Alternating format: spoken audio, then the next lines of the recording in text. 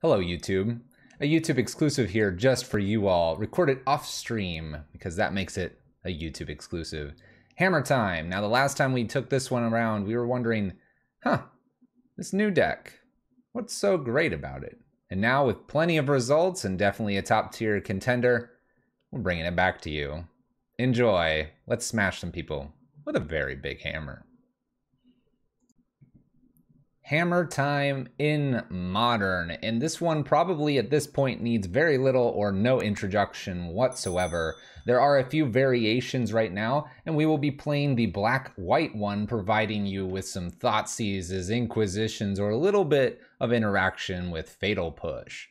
Otherwise, the list is mono-white, aside from those splashes there. It's using Sigarda's aid to attach big Colossus hammers to creatures and smash in. Now, the creatures of choice here are anywhere from Inkmoth Nexus tied up in a land to a Stoneforge Mystic being able to fetch that Colossus hammer, and in between with Ornithopter's Memnites, and then sometimes a synergy specific card like Pure Steel Paladin. If you're not familiar with Pure Steel Paladin, once you achieve Metalcraft, things are super cheap, in fact free, to equip.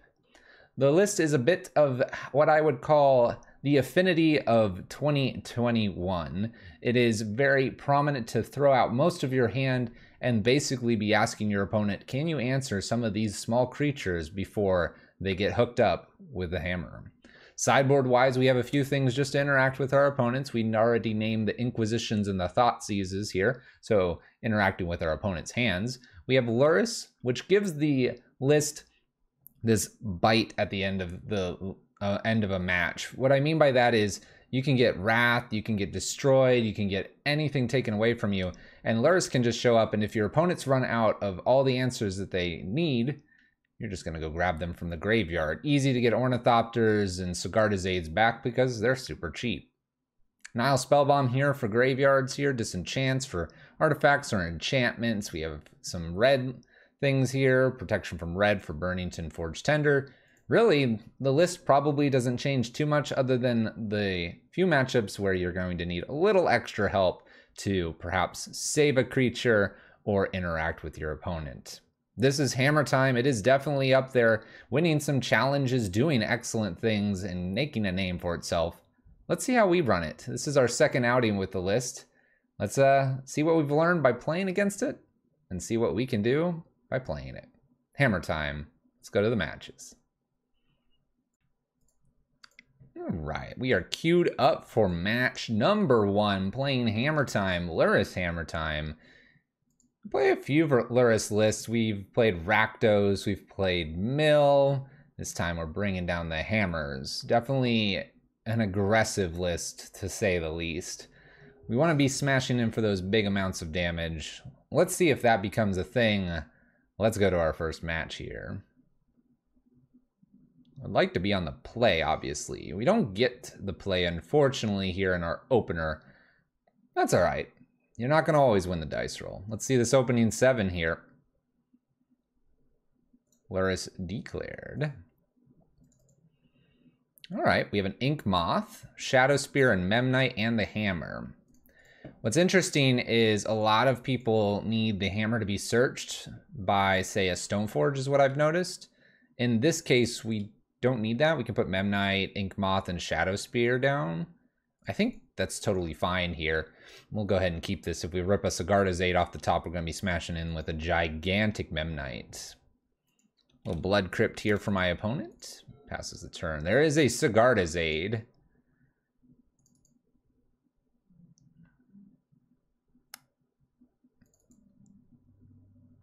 I don't want to lose my one creature here necessarily. Let's do Inkmoth. Definitely at least a Shadow Spear, I think, is okay, because the equip cost is 2. I'm not going to be equipping it this next turn necessarily. I'd really like to just run out the Memnite here. My opponent didn't shock in here. I'm going to go ahead and run it out here. A Fatal Push doesn't really change anything for us. A Bolt would. We also have the Inkmoth Nexus, so maybe it's okay to expose Memnite here and just plan to Ink Moth here in 2 turns with Sigarda's Age and Colossus Hammer. Dark Confidant for our opponent. Extra Ink Moth here. Okay. I think we can go ahead and fetch. We'll get this Godless Shrine here. We'll put a Sigarda's Aid out. And we'll go to combat. I don't think I want to fire off the hammer here, because I think I want to get the hammer in with maybe one of the Ink Moths. There's a Dark Confidant. We can always flash the hammer in response to discard. It would stick it to the Memnite, unfortunately, but that's something that's alright for us. Crocs are revealed off the Dark Confidant. My opponent's taking some reasonable amounts of damage here. They do Thoughtseize us, so hammer in response, and this does attach it to the Memnite. Of course. They will need a Fatal Push at this point. They'll see our hand is absolutely nothing. We can always attach the Shadow Spear here and trample over. We're just about ready to kill them.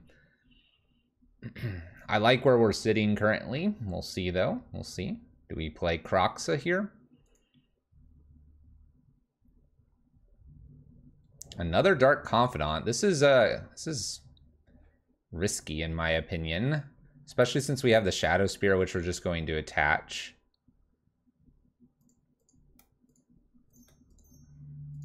So we'll equip. That gives us the lifelink. That gives us the trample we need. It's a 12-12 we hit. Probably most of this is dead. We'll see if they do any blocking here. It only is going to block 1 to max 2, putting them to 10. Sorry, 12. 3, not 12. I'm doing 12. We're doing a lot. They chump, but it's not really a chump. Dark Confidant spins here. Black Cleave Cliffs. We have a big Memnite. Unless they found the Fatal Push, we've got it. We have the Ink Moth to activate in case it's a Liliana as well. Okay, that worked nicely. This has protection from black and from red. It's kind of like a nice little one-of that we can bring in. Protects us from most of their spells, which means that we could definitely and safely put hammers on on Auric Champion through Sigarda's Aid. I could see myself bringing in some Inquisitions over the Thoughtseize because it's unlikely that I'll need something so mana that's higher than 3. I don't think I have a reason to worry about that. We could need a reason to interact with a few Fatal Pushes here, and this Auric Champion interests me. If we bring in 2 Fatal Pushes, I think it's really hard to say. I think we definitely want to keep the Shadow Spear. We may drop 1 Cranial Plating, and we may drop like a Paradise Mantle.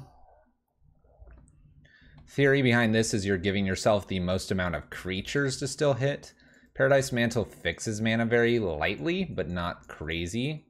It can be attached and then gets to be used, like say on Ornithopter, to give you an extra mana, because you can just attach it for 1 really quickly and save that mana for later. I don't think we need that as much, and I think Cranial Plating with them probably picking off a lot of our artifacts, being that they can get Abrades and K commands, feels like an appropriate pull out here as well. Nile Spellbomb's an interesting one, but I'm not seeing a reason to bring it in just for Croxa solely here. We know our game plan. We know what we want to be doing. This opener looks pretty good. Let's make it happen. Keep redundant hammers, essentially, with the Steel Shapers here. A Fatal Push to kill something, and Pure Steel Paladin as our creature. Keeping in mind that we are a bit creature light in the list. Having, what, 2 Memnites, 4 Ornithopters or something like that. Pure Steel Paladin's going to hit the bin here, which is fine.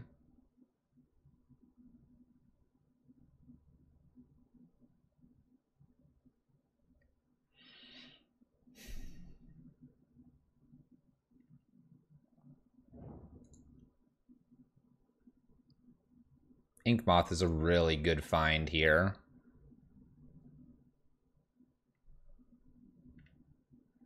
I think I want to be able to get the Pure Steel Paladin down. I don't want to use Steel Shaper's Gift just yet, because I might want that Shadow Spear. And I wouldn't mind having the Steel Shaper's Gift go fetch something and then play it, rather than lose it to a discard effect.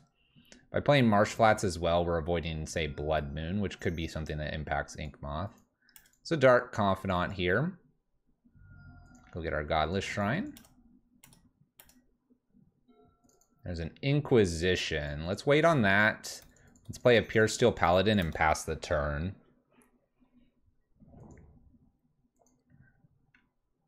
This sets us up. I expect some sort of removal for this. Waiting on the Ink Moth because I need a double white for Pure Steel Paladin. Fatal Pushes, that's fine. Gets rid of a Fatal Push that could be killing an Ink Moth in the future. This looks completely fine. Alright, we end up top decking Shadow Spear here. We have an Inquisition, so let's take a peek at what's going on.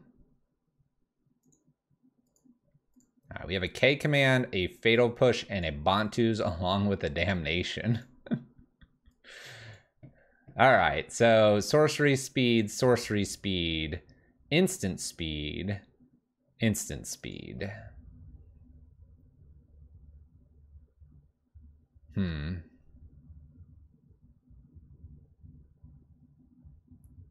K command currently doesn't pick anything extra back up. Can do damage. K command just does a lot more than the Fatal Push does. I think we can play Ink Moth down pretty safely. I like Shadow Spear here. I actually like using Steel Shaper's Gift now. And probably just going to go ahead and get the Cranial Plating. This way I can put like Hammer, Cranial Plating. I can get Pure Steel Paladin in the future off of a Luris with, you know, 5 mana or so. We'll see.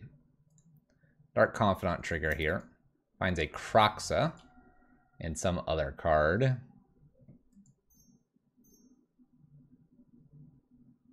I may play Kroxa and I may want to do Cranial Plating. It's tough because of the Fatal Push.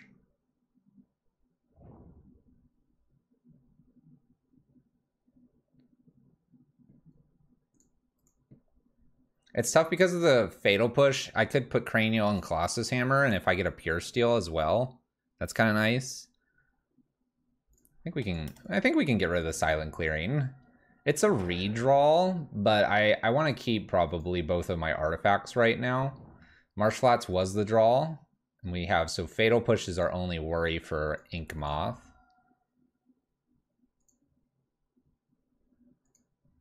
I'm not worried about trying to boot this up right now. All right, so we hit a Paradise Mantle.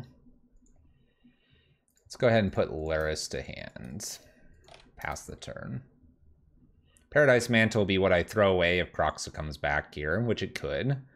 Dark Confidant trigger here, finding Swamp. All right, they got to be aware of the Fatal Push. That's got to scare them a little bit. I don't have too much in the graveyard that's relevant for Luris right now.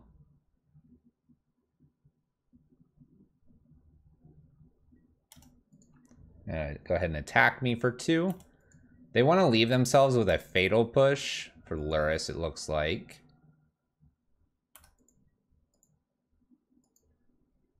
They don't want to get this Pure Steel Paladin back. We may not be doing much other than maybe attacking with Ink Moth here. Stoneforge is a nice draw. All right, let's put a Paradise Mantle down.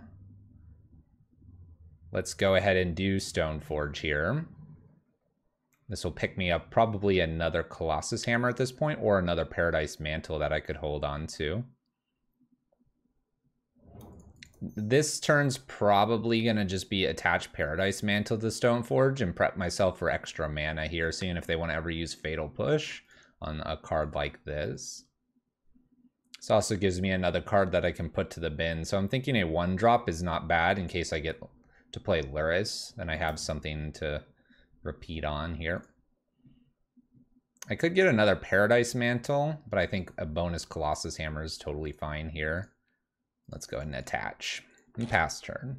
So this blocks Dark Confidant nicely. I've got some things I can pitch to Kroxa if they decide that is what they want to put down here. I'm trying to bait out maybe Fatal Push. Looks like we had a Bolt.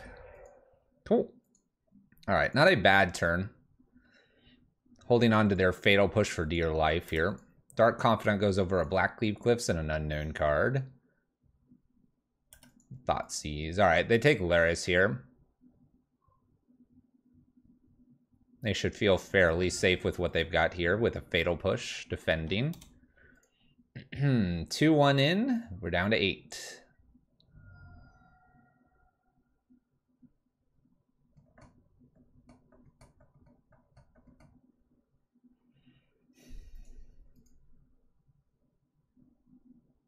If we had a land, I might just boot up the Ink Moth and try to swing with Shadow Spear attached to it and get the Fatal Push out of my opponent's hand.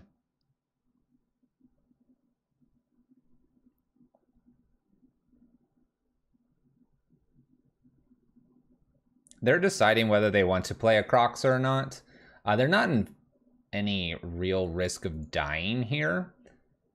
So it looks like that's what they're going to commit to.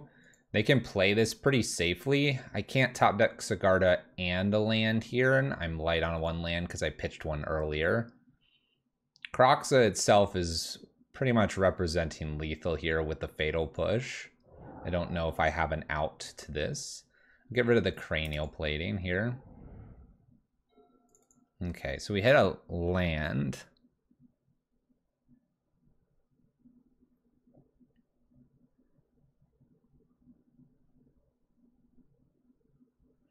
It's probably just have to use this land here and find some way to block. This blocks, but this doesn't win us anything here because they just Fatal Push. All right, opponent's got it with plenty of creature removal.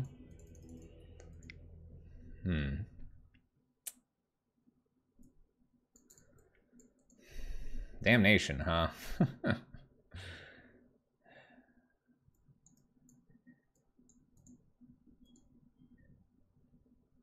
Inquisitions and Fatal Pushes. I still think that's probably still the correct line here. We'll be on the play. It's a better place to be at. I still don't think a Spellbomb's needed for a singleton Croxa. We're either beating them before they can do Croxa, or they're holding on long enough to play the Croxa. Okay, this opening hand looks pretty okay for us. We can start with a basic here. Sigarda's Aid, put Paradise Mantle probably down and prep for Ink Moth.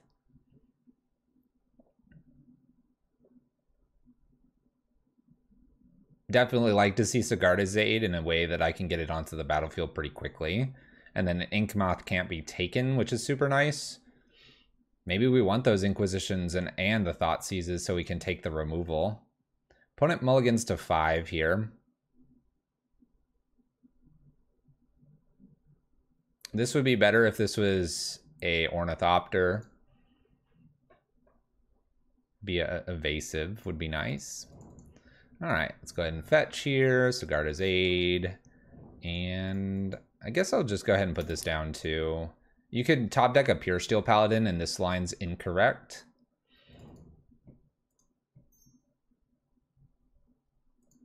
There's the Thoughtseize. They'll take Cranial Plating here. We'll have the Ink Moth ready.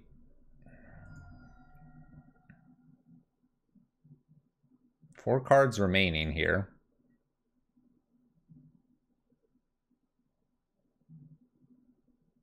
I see.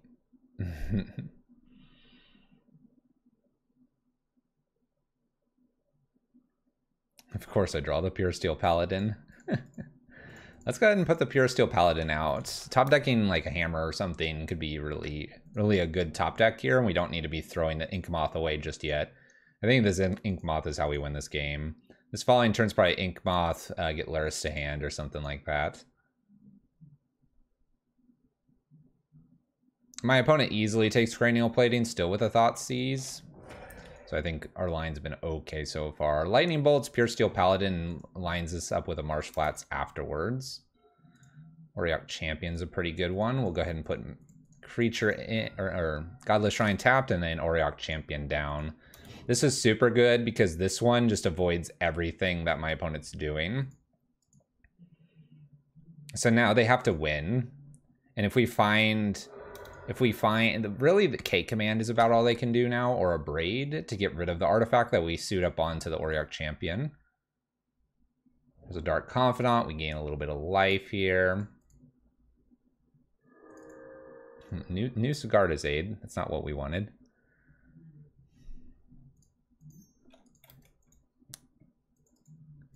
Let's play Ink Moth. Let's go ahead and put Lurrus to hand here.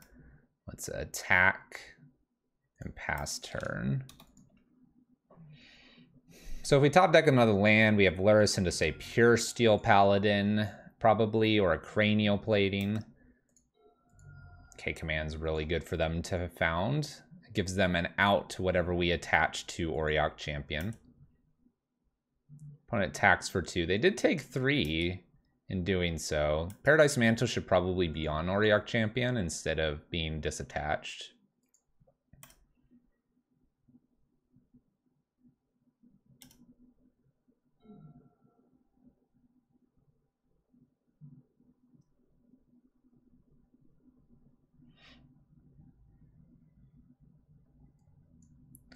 New Pure Steel Paladin is an interesting draw here.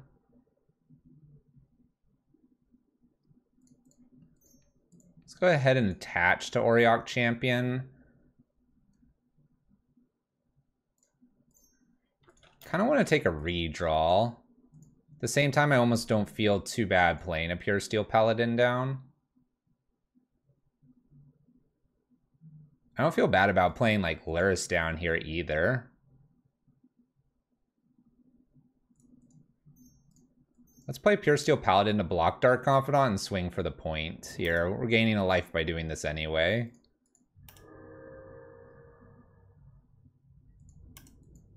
I could use this to cantrip Silent Clearing. I'm not going to do that this turn. If we whiff one more turn here, I probably will consider it. We do have to avoid maybe Damnation getting rid of Auriok Champion.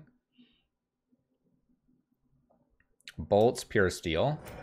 So we have K-Command and 2 unknowns here.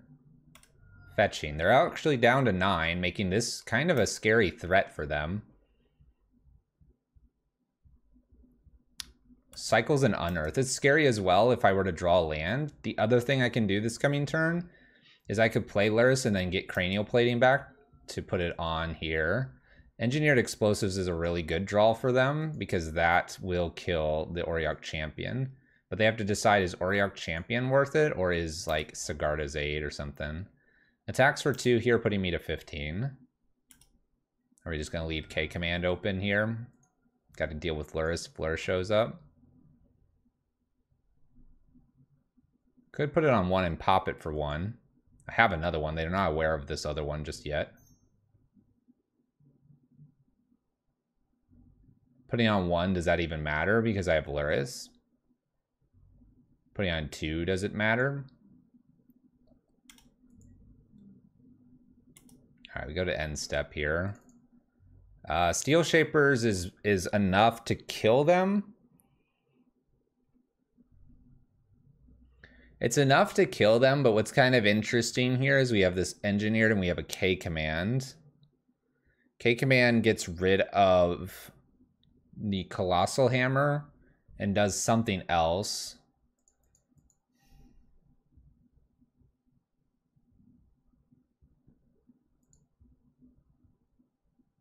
The other thing I could potentially do here is boot up Ink Moth, attack with Auriok Champion plus the Ink Moth.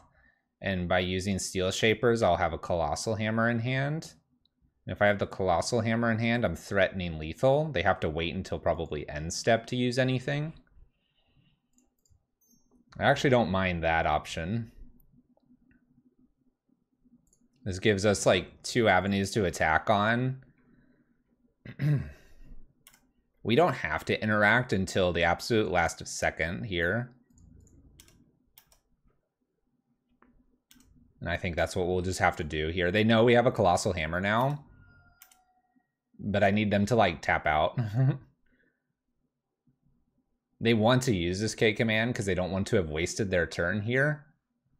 But it's just terrible to use it right now because I probably flashed this in. Now, they could do this where then they have the Engineered Explosives. They decide to attempt to bolt Ink Moth here, which is a good play.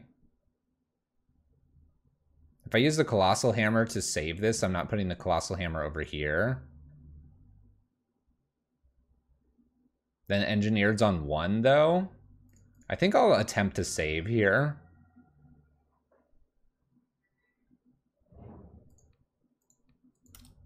I like an attempted save here because we know 2 of the cards here, and I think this is just correct to do.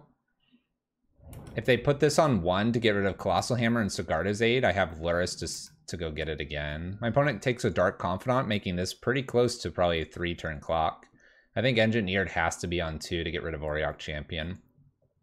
They're risking losing just to a few more attacks with Auriok Champion. Especially that they can hit 3 drops, 4 drops, and other things in their list. Kroxa would do 2, another K Commands 3, a Damnation's 4. I don't know what else they may have. They could have, like, say, Liliana here. And Downtick would be something that they could do. Definitely have a few things that they could get out of this with, but I think we're close. It's maybe EE for 1. I think EE for 1 is a mistake here, though they don't know we have another Sigarda's Aid. All right, so EE's been played at 1. I would assume that this has to stay open in case I top deck something to attach. And this is where, like, if I hit a land, we can't quite do what I want to, which would be they kill all this sometime before, and I play Sigarda's before combat and have Luris land and then get to hit them with the Auriok Champion with a Colossal Hammer out of the yard. They also have to decide when is this useful to do, because if they blow it up now, they know they have the Luris coming that just rebuys one of these. This is definitely happening at combat step. All right.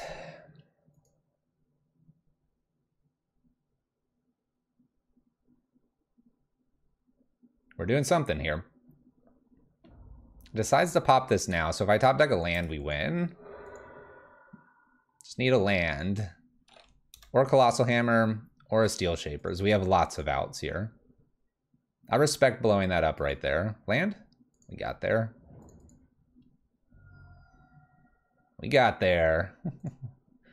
1, 2, 3. Alaris.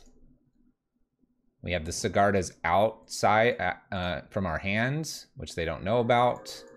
Play Sigarda's, play Colossal Hammer from the yard here. Appropriately attached to Auriok Champion and smash for damage. Hammer time. There's that resiliency with Luris showing up in match number 1. We got there. The one of Auriok Champion against Red and Black. Doing what it needed to. We'll see you in match 2. A good start so far and a good representation of why Hammer Time is up there in terms of tiers. Match 2 next. Match 2 queued up. Going to be playing Hammer Time in Modern. I really enjoyed match 1. That had everything that you would ask for. In fact, thanks for watching. We'll see you next time. No, we'll continue to play. We've got 4 matches ahead of us, doing what we needed to. Maybe there would be a real good reason to bring in just the Inquisitions, keep the Thoughtseize as main, also bring in that Auriok Champion. Totally ignore the Kroxa. I think my evaluation of, hey, if they're playing Kroxa escaped, they've probably destroyed enough, made us discard enough, and we're sitting here needing that. Really at that point, we're just out of it. So we'll see if that continues to be the case here. Match 2 coming up. Let's hammer.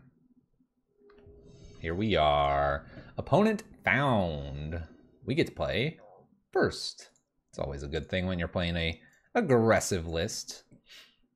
All right. Well, we have 2 creatures, 2 baubles, and a silent clearing, along with the Steel Shapers to go get maybe just an extra hammer. I think I want to give this a shot. Now, we don't have the Sigarda's Aid in hand. We'll see how much that punishes us. We could find Pure Steel Paladin or many other things. I can also use the bauble to see if I want to fire off the immediate Steel Shapers gift. So let's take a look here. It's a Pure Steel Paladin, not a land. I think I'm going to go ahead and fire off the Steel Shaper's Gift here. We're going to go get a Colossal Hammer. That way I have 2. New Bauble here. We're not going to worry about what we're drawing. They have Snoop. All right, so we are against goblins. This should be interesting. We have an aggressive couple creatures here. We got double Baubles coming down, extra Memnite, followed by an extra Memnite. So if we ever find that Sigarda's Aid, we're in good shape here. Skirk has appeared and is ready for battle. What would be our best top deck here? Well, it's not bad. We'll do Memnite, we'll do Memnite, we'll do a Thoughtseize. Clearly, I'm just going to be attacking with 1/1s. Like I said, we're Affinity. We have a Soup, we have a Goblin Crater Maker, and we have a Mog. I think I have to take the Crater Maker here, because this destroys colorless non-land permanents, which is, it's terrible for us. Let's go ahead and attack with the Memnite here and pass turn. We're not going to be winning by Memnites, but hey, Sigarda's Aid off the top, land, Pure Steel. We got options. Got options. This isn't the scariest 4 cards from our Goblin opponent. Snoop. Now we get to see what's on top, which happens to be a mountain. So we're just missing 1 card information here.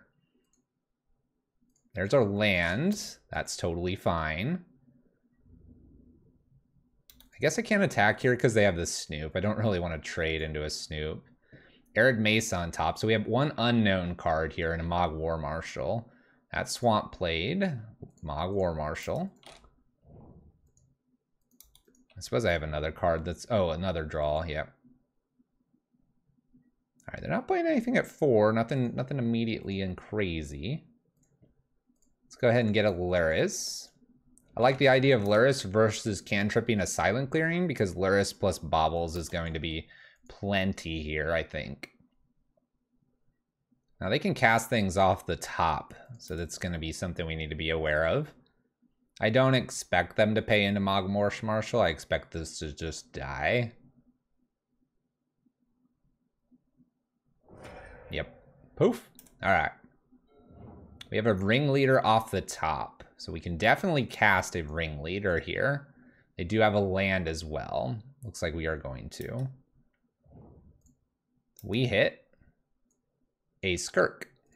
All right, not the worst thing to have found. Skirk is not that scary. They may trade this Goblin in for the Skirk.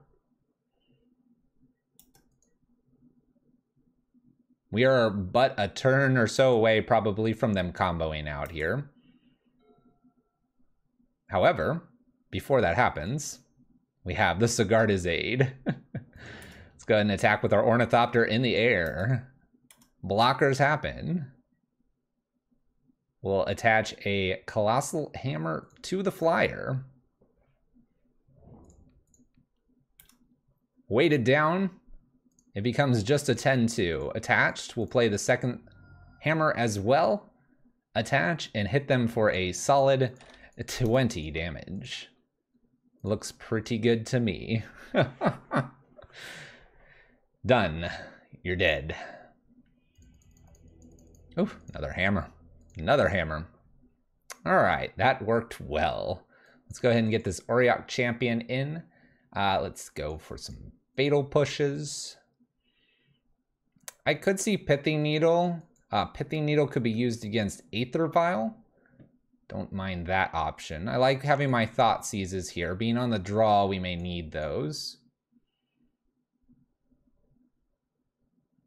Let's get rid of Paradise Mantle, Cranial Plating here.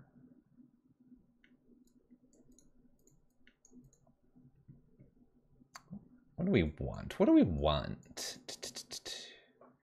Definitely an Auriok Champion. This gets through anything. Man, I just want more Auriok Champion. Anytime we're seeing Auriok Champion, we have a league. we just want more. I think I want a Fatal Push to get rid of like a Skirk or something. I also wouldn't mind another maybe Inquisition or Thoughtseize here over, for example, a Bauble. And the idea here is that, like, because I'm on the draw, I want like a few more of these hand disruption spells because I may be playing more of the defense play. I want the life gain. I think I want to take another Paradise Mantle out. Have enough baubles here and then just force them out of things. I'm not going to take Thoughtseizes out because my opponent's probably going to combo kill us. And I would much, much, much rather have the ability to take some of those combo pieces, but also have the ability to hit, like, say, a Ringleader or something like that.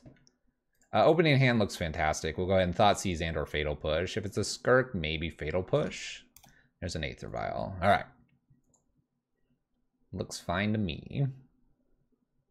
All right, a few too many lands here, but that's okay. We've got Luris as that backup plan when we need it. We'll go ahead and go after their hand while we have a chance here on turn 1. Excellent time to do so.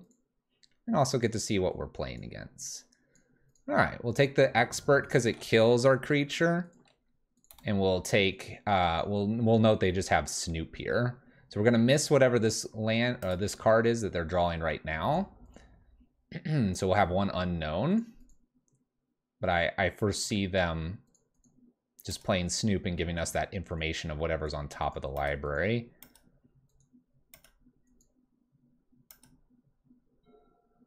Stoneforge Mystic's super nice here. Let's go ahead. I kind of want to kill the Snoop here.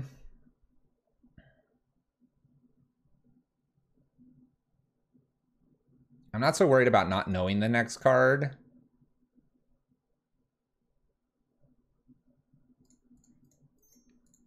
Shoot.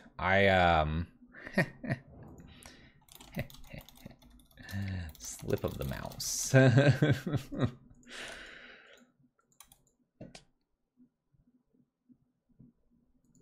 All right.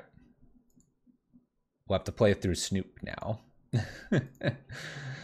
Oh. We got this.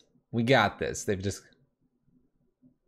They're like, I was about to see some weird combo, right, Fluffy? No. No, we did that so that we know exactly what's coming. Ha! Swamp. Gotcha. Opponent plays a mountain. Plays a Goblin Matron. Okay, so how do we win from here? We really need, like, probably Inkmoth Nexus and then Colossal Hammer. They go get an Expert here, which is pretty good. And we got a Trash Master as well, which is pretty good. You can sacrifice and destroy artifacts.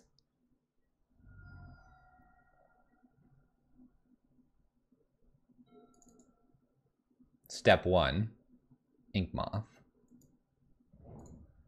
Let's go ahead and play a Stoneforge Mystic here.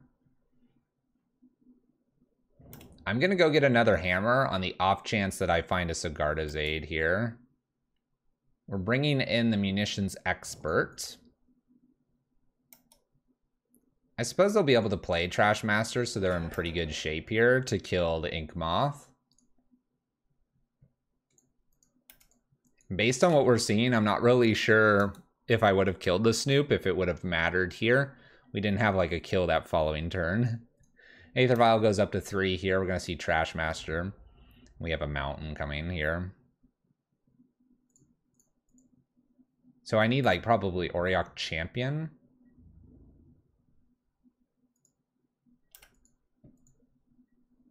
I'm going to chalk this one up to it was not happening anyway. All right.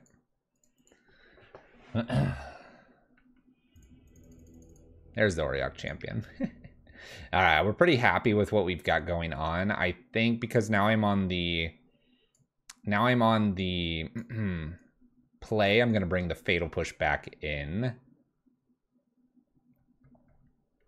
I don't think it's worth it bringing in a Disenchant.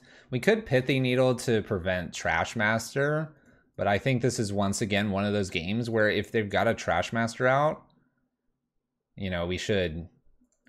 Realistically, we should be already winning. All right, this is kind of an interesting hand here. I'm going to go ahead and just kind of dump everything out here, and then we'll hopefully get a Pure Steel Paladin down. What's really nice is everything is protected.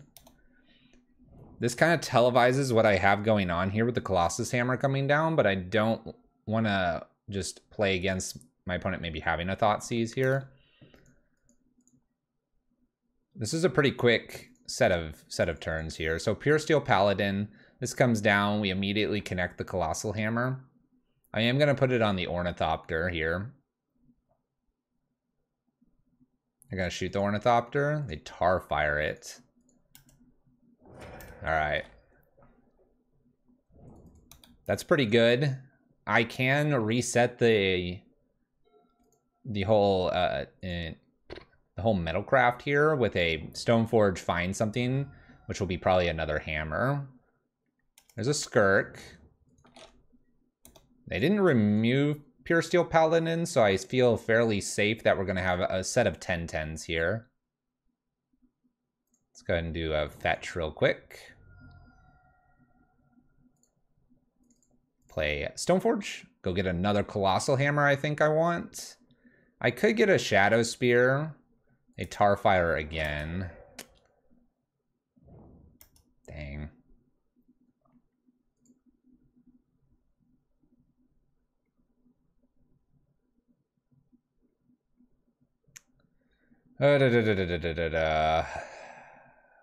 Double Tarfire. I think I'm going to go ahead and get another Colossus Hammer here and pass the turn. Not using Bobble yet. I'm going to go ahead and put a Luris into hand this coming turn. And then maybe we can get the Pure Steel Paladin going. There's a Matron. Matron goes and gets a Trash Master.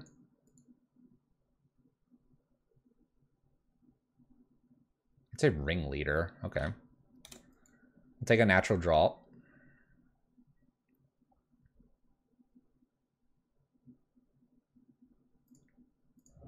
All right, Luris to hand here.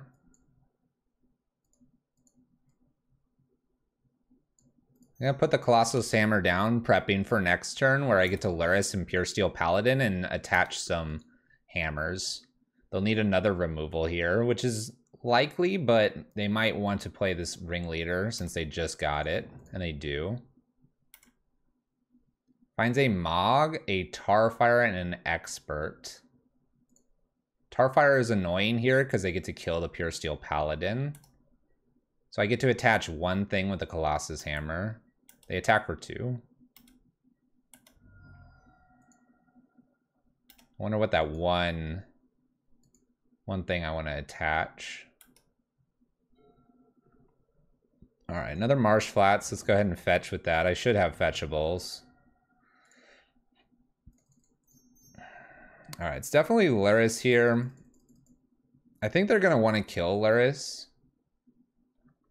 with the Tarfire. I'm going to get a Pure Steel Paladin back. And the question is, where do I want to throw the Colossus Hammer? I actually think I want to put it on the Stoneforge Mystic. That's my gut feeling here. The Tarfire is going to hit either Luris or the Paladin. If they kill the Paladin, I get to replay the Paladin. So I'm going to attempt to equip over here on the Stoneforge Mystic first. If they allow this to resolve, I put the Colossus Hammer over on the Pure Steel. Actually, I just put it back on the Stoneforge at this point, right? They can Tarfire this, and that's totally okay with me because I have this Luris. So they equip that. So now I'm going to attempt to equip onto Pure Steel Paladin in case they have another Tarfire. And then we'll also equip over here on Luris. And that way I've divided these up. We're looking pretty good. They need basically the combo or Trash Master here, I think. Field of Ruin's an interesting one. Mog War Marshal. They'll have lots of mana here, but what does lots of mana do for them? I can replay Stoneforge, go get Shadow Spear, attach everything onto Luris here, and then swing for lethal. I'm going to keep Bobble here for the time being, I think. I probably don't need to. Let's go ahead and take another redraw. Everything's attached, and I could get something with the Stoneforge. They have a Hovel coming. Wow, nothing. All right, before we get too crazy, let's go ahead and take a redraw. Another Pure Steel Paladin, okay. Stoneforge. This goes and gets probably Shadow Spear. That's my gut, at least. Munitions Expert, okay. Deciding to kill Stoneforge.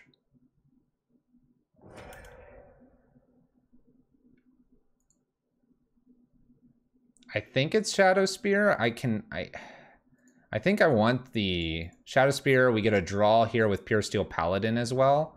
I could always top deck another like hammer or something.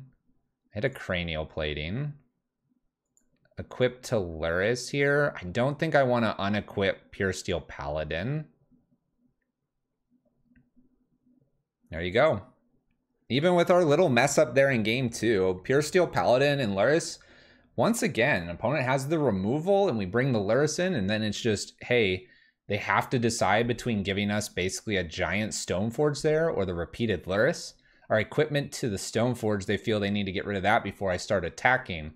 If they kill the Pure Steel Paladin, we just rebuy it so we can like split where we're going and then just leave Luris kind of vulnerable, but not. You know, your life total is becoming vulnerable quickly. It worked. Hammer time. Really difficult to deal with. No Trash Masters there. Match 3. Let's go. Match 3 coming up. Doing our thing. Making the run with the hammer time. Making some really bad mistakes. Bad mistakes. Slip of the mouse. Killing our own creature. Was it just a flex? No, it was a slip of the mouse. Liking this so far. It's really working out. It feels very Infect-like. If you enjoy Infect and don't want to play blue and green, or green and black, you can play white. And some play red, some play black. Hammer time might be for you. Missing affinity, don't want to play hardened scales? Hammer time might be for you. Miss red prison? Hammer time, not for you. Unless you like to block your opponents.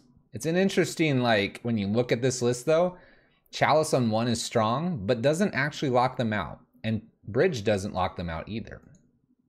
Thanks, Ornithopter. We get to play first. New man is our opponent. We declare Lurvis. Rinse and repeat what we're doing here. All right. It's an interesting hand. I don't like it because I don't have at least a land. I don't think you can pretty much go with this without that land. We're playing against Yorion. A Thoughtseize is nice. So I think I want to mulligan here and look for something a little bit stronger. Okay, this is okay. I'll go ahead and keep it. I think we'll get rid of one silent clearing here. Let's get a Memnite down. Let's do Harsh Flats and pass turn. We're going to get Cranial Plating down on turn 2. And turn 3, we're going to probably start attacking in with Ink Moth.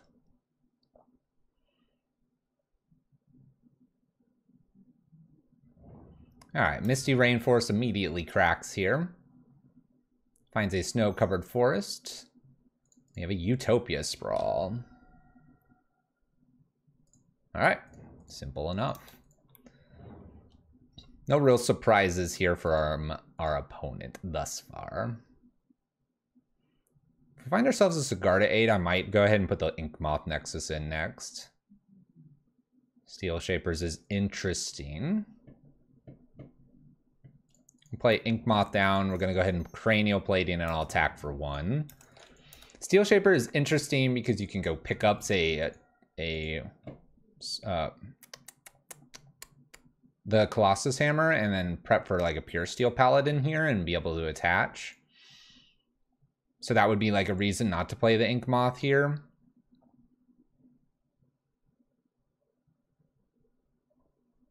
Play the Snow-Covered Plains. We'll see. White was named, by the way, with the snow-covered forest, for those wondering. We have pretty much the Bant colors. Bant, Urian, ETB. Extra Utopia sprawl here. We have white, we have green of the forest. Maybe a blue? I would imagine blue, maybe even red could be seen here. Extra green. Do we have Ewit? Interesting. Night of Autumn. Night of Autumn would be rough. Explores. Floating green. Flagstones. Explores again. Temple Garden. And leaves this up. All right. We find a Colossus Hammer. It's interesting.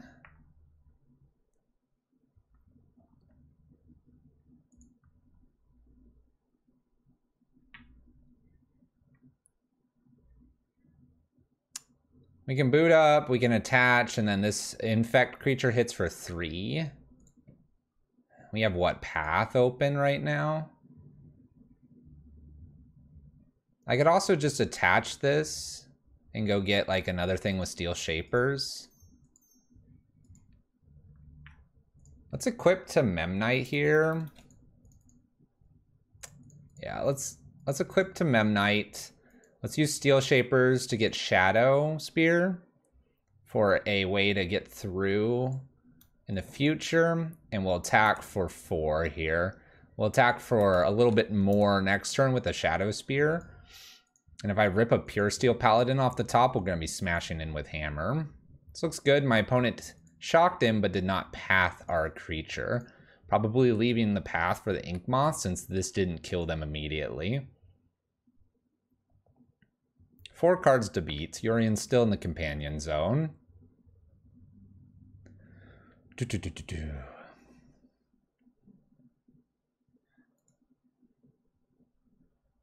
Summoner Pact. Okay, I didn't expect a Primeval Titan here, but my opponent has one of those. Primeval Titan lands. I'm assuming 2 things are coming into play tapped here. This equipment is 2 to equip. Shaper's Sanctuary bounces flagstones, leaves them with a path open here. Alright, let's go ahead and crack a Silent Clearing to start things off. There's a Paradise Mantle, we'll play that. Play Memnite.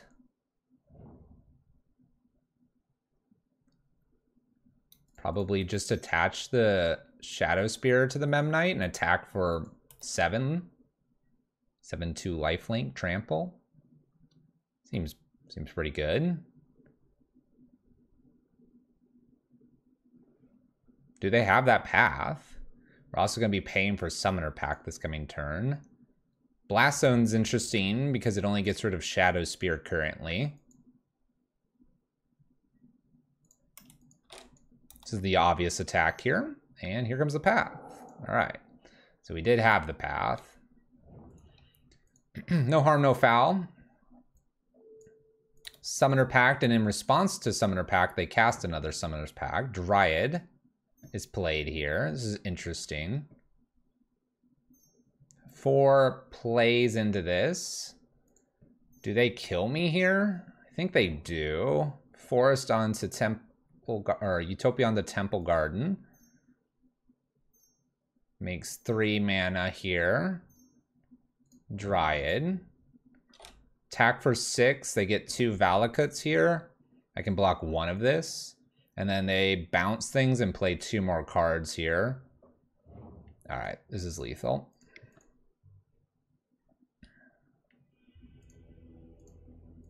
Okay, so we're now down a little bit on our opponent. We're usually, what, up a game? Something in the middle there.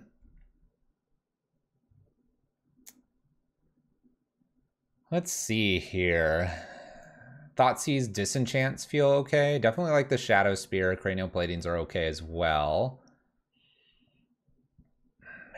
This may be just like a pair of Paradise Mantles out and one of something else. Like 1 Bauble. Kind of like we did before. Fatal Push is interesting because it could get rid of the Dryad. I don't have a lot of things that sacrifice. We have 4 Marsh Flats and Arid Mesa. Silent Clearings. Baubles. I think we're at that stage once again that if my opponent's getting to do that Dryad Arbor, we've lost. We need to interact with Hand Disruption before, the Disenchanter for some of the ramp that my opponent's doing. And yeah, smack them. Beat them down before they can do their game plan. That is what Hammer Time is trying to do. All right, I actually kind of like this. We can double check us before fetching. Actually, we're going to be fetching anyway because I'm thought seizing. My opponent's got a Dismember. Let's go ahead and still thought seize here, knowing the Dismember is coming. So we have a Utopia Sprawl. We have an Explore. We have a Dryad as well. Reasonable amount of ramp here.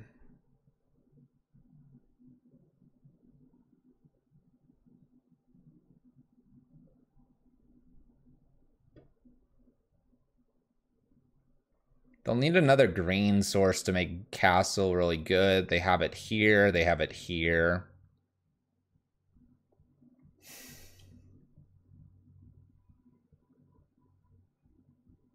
I have 2 Disenchants, giving me another option to kill Utopia Sprawl. Let's get the Dryad out of here.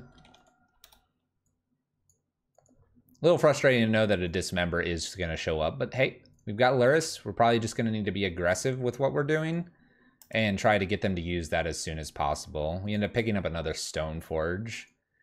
Definitely a way to start forcing my opponent into this. Misty Rainforest, so going to go ahead and put that Utopia Sprawl on. Cool. All right.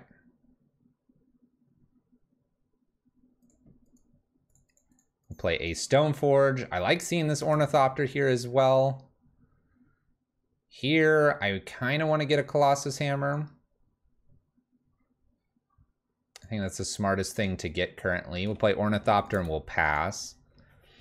A Sigarda's Aid is now interesting because I have double Colossus Hammer into the Dismember, making it so I don't kill in 1 turn, but I kill in 2 turns. 2 mana here for an Explore, I assume, and they do.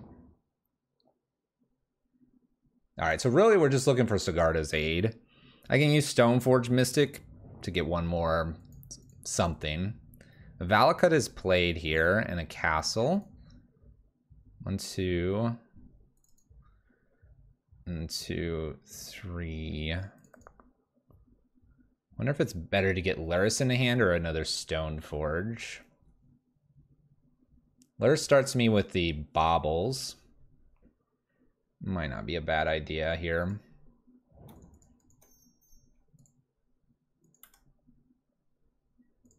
Go ahead and attack and pass turn. Okay, so if my opponent's found Titan, they can go ahead and get that into play here. They may want to be able to interact with Luris, though. I say get into play. They'll need a green source as well because they named white with Utopia Sprawl. We have Swamp Dismember 3 unknowns. It's kind of interesting.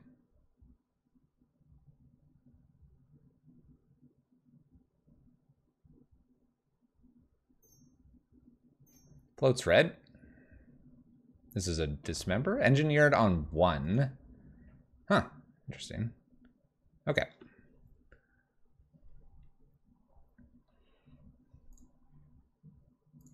Let's go ahead and start with a Thought Seize here. This gets rid of the Dismember, giving us our Luris for a little bit longer here.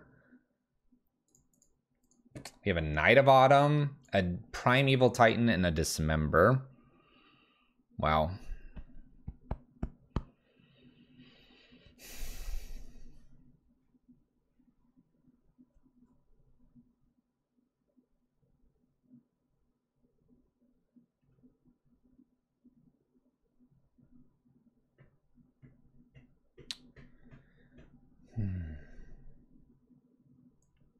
One, two, three, four, five. They draw a land. They can Primeval Titan. If I take the Dismember, I may have an extra turn or two with the Luris to draw out. Question is, can I then beat a Primeval Titan when they play it?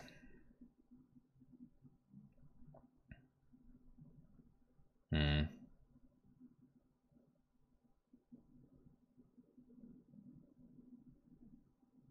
think I want to take the Primeval Titan. I play the Luris, baiting out the Dismember onto the Luris, and then I can start attacking with Ink Moth here. I can use the Stoneforge to go get something else, like a Cranial Plating. So we'll take the Dismember here.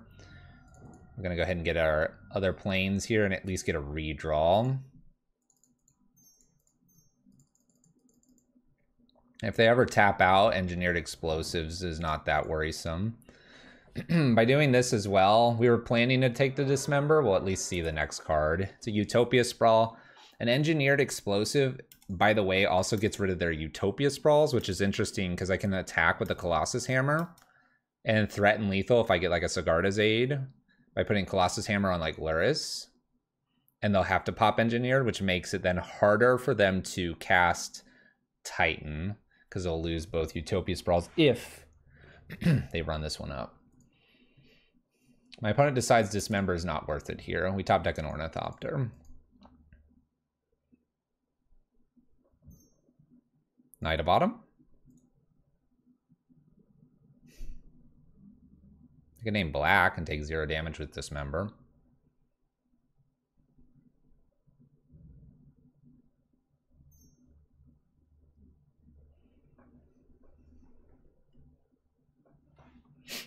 If they leave Luris around, I get to know exactly what's happening each turn, which kind of informs us of our decisions here. Utopia Sprawl is played. Makes another green. They can play Knight of Autumn now. I think you want to kill Luris. I understand their hesitation in doing this, because they would prefer to use Dismember on like a creature, but they don't know I have 2 Colossus Hammers. As soon as we play the Stoneforge Mystic, they may fire off Dismember here. They want to play this Knight and just kill like Ornithopter. Puts Yori into hand. All right. Get a Silent Clearing. We'll definitely start with Bobble. Now we could check us to see if Silent Clearing's worth it, or we could check them.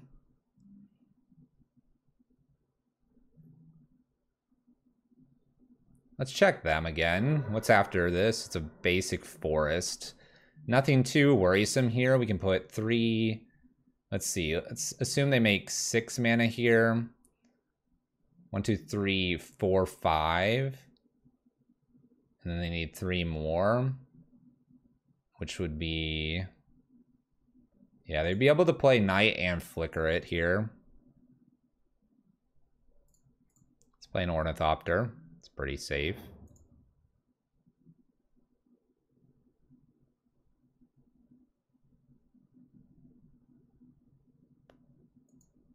Silent Clearing. Let's go ahead and use a Stoneforge. I think we can get that Cranial Plating. That's what I want to get. Play Cranial Plating and we'll hook it up. The question is, where do we want to hook it up to? I think we actually want to go ahead and hook this up to like an Ornithopter, as silly as that sounds. And then we're splitting all of our damage here. And they don't want to use the Dismember. Gaining just a little bit of life. If my opponent combos out, we're just not in a happy place here. In order to Dismember, they'll take 2 damage as well. We can pass the Cranial Plating around. I'm getting a redraw, and I can have a redraw and Silent Clearing. Once again, we're just looking for that Sigarda's Aid to finish this game up.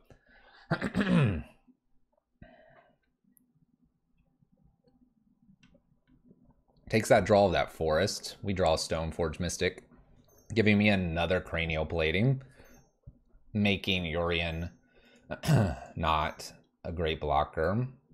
My opponent's doing this kind of weird trick with their snow-covered forest, attempting to generate more mana.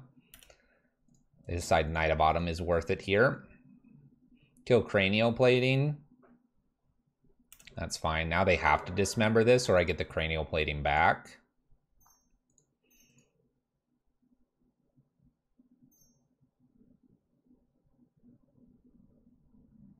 And dismembers Luris. All right. So we have Yorion in hand. That's it. We top deck a new cranial plating. Let's take a redraw because I got the cranial plating. Play cranial plating. We will attach this. And we'll attack with everything. They block, which is good because Yorion doesn't come down and flicker that. So we'll just see whatever they get off the top here. They feel pretty safe because they're going to just play probably Yorion here. It was a top deck land. They go to 3. And they believe Yorion here will allow them to not be killed. That's not the case. Yorion flickers probably nothing here. 0, 2, 0, 2. Yorion does its thing. We'll go get another cranial plating. No, I don't have another cranial plating. We can get a Shadow Spear.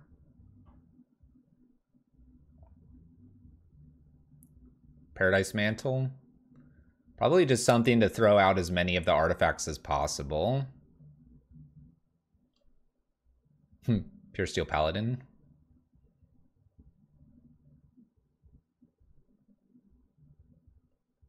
They can exile both Utopia Sprawls and put them over here. They could like reset the Utopia Sprawls to other colors. They flicker here so that Engineered Explosives comes back as a 0. This allows them to kill both Ornithopters, which is a pretty good play. This does get it off of 1 now, so Sigarda's 8 is lethal. We have a Thoughtseize that doesn't quite get us there. So they're going to be able to kill these.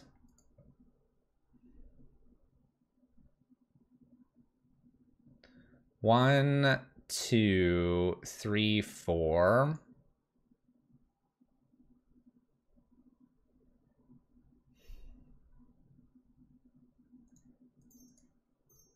Let's go get a Stoneforge here.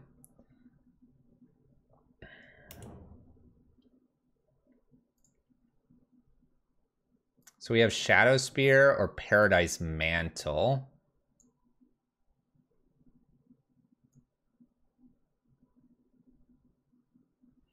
If I get a Paradise Mantle here, I can move the cranial plating over to the Stoneforge. I think this is what I want to do. Oh, this is gets blown up by this.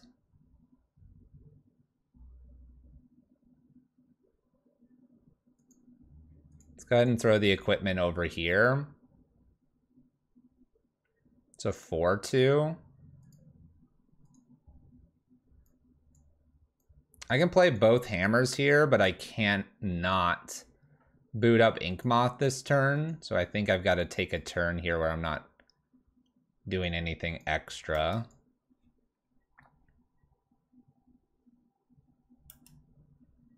Let's throw one hammer out and pass turn.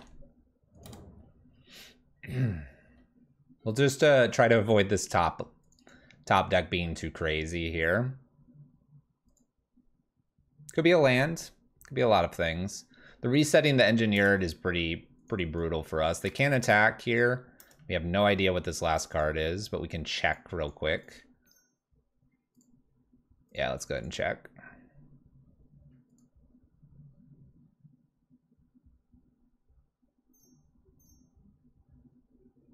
Don't be another Dismember, please. I have the double black needed for it, so they don't take any damage. It is another Dismember here. All right, let's re-equip here. This is a 5. 1, 2, 3, 4, and then the Inkmoth is 5. Let's go ahead and put another Colossus Hammer down and attack with Stoneforge. We at least trade with the Yorion here. And then Inkmoth is around. We're only a few turns. All right, so that was a pretty easy trade there. We'll pass, and we're just gonna pop the silent clearing here. Now we need a pure steel paladin. Draw. Marsh Flats. Land. All right, let's check with Thoughtseize again. What'd you top deck, opponent?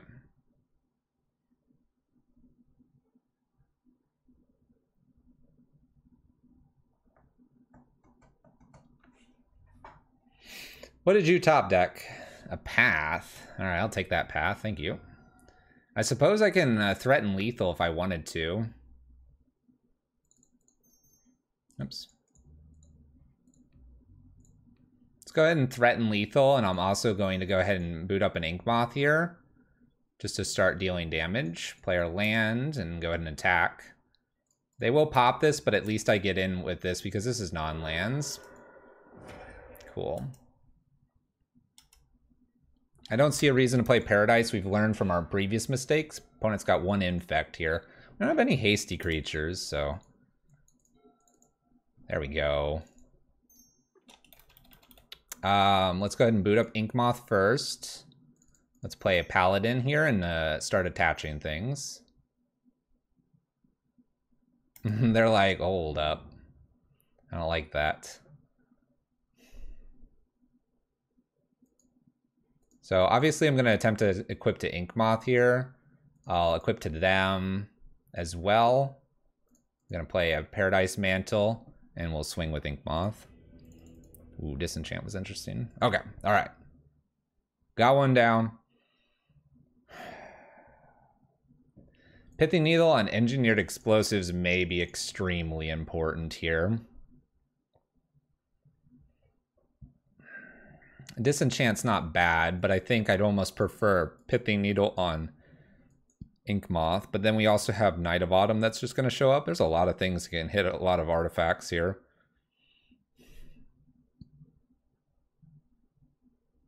I'm on the draw. I'm going to take one Bauble out and bring one Pithing Needle in. You know what? I'm going to keep a Bauble in. I'm going to get rid of...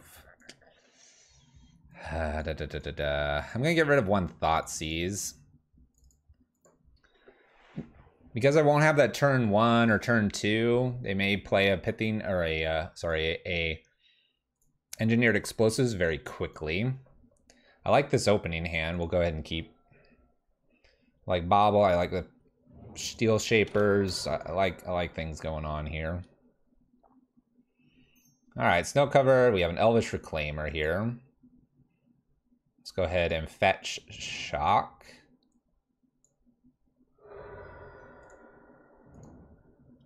Play Bauble.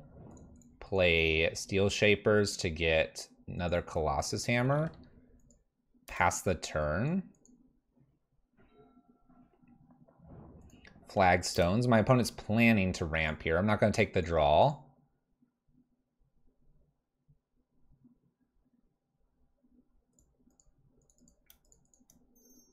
I'm going to play Pure Steel Paladin and just pass. See if my opponent has any interaction here. Next turn, we just play both hammers and attach. They're going to, like, ramp here. I feel like this is their game plan this game because they have the Reclaimer. And then Stoneforge can go get Shadow Spear the following turn to trample over any last lingering problem cards. They'll definitely have Path open here. You have to remember that there are 80 cards because of Urian. Sometimes that is just enough to make it difficult for them to interact with, say, a Paladin like this. They could also just wait until I play both Colossus Hammers, and then they are good to go. I'd love to see them tap out briefly here. I don't expect them to, though. Windswept Heath, fetching with the Windswept Heath. Basic Forest. 2 mana. Explore. Plays a land and appears to be passing.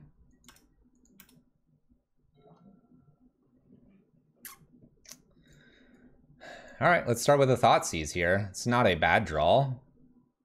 See if they have a way to kill the Pure Steel Paladin. Looks like they might. Dismember. My opponent's going to ramp so that they have what they need here. They're reconsidering dismembering here with the idea that I'll take dismember and they have something else that potentially could kill us. We have a call, a dryad, and a dismember. Okay.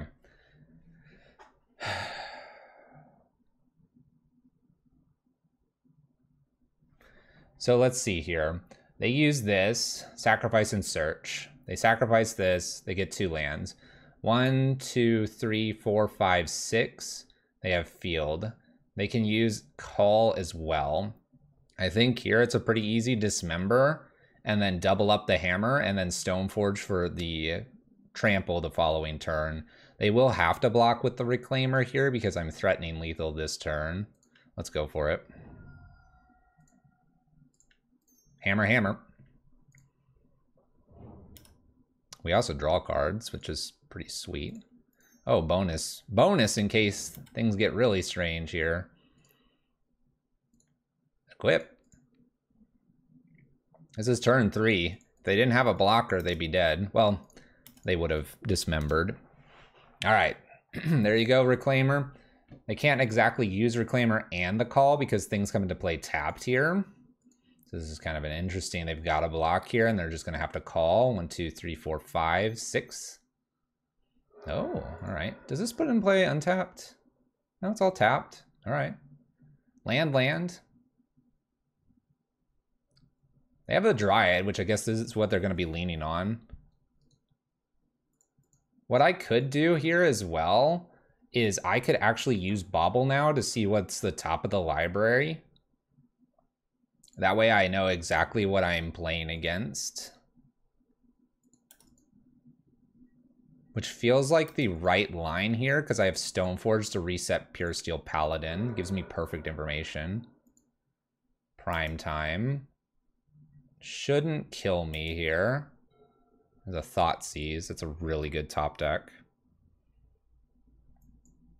1, 2, 3, 4, 5, 6. Primeval Titan plus Field of the Dead. Primeval Titan goes and gets some more lands here, and they make a bunch of Field of the Dead tokens. It's a pretty good top deck for them. I think they have to play that. Oh my gosh, they're doing call.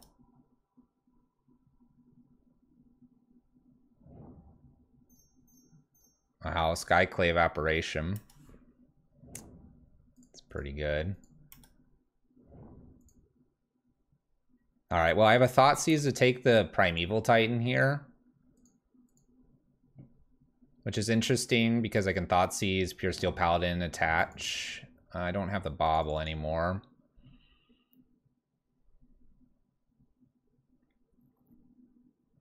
So my opponent's played a field, giving them a zombie. Let's go ahead and Thoughtseize.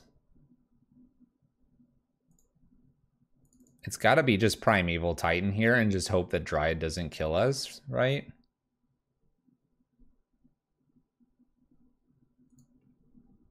So you have a Dryad left. I Stoneforge Mystic here. This gets me the Shadow Spear. Play a land and pass turn. Choosing the basic planes here because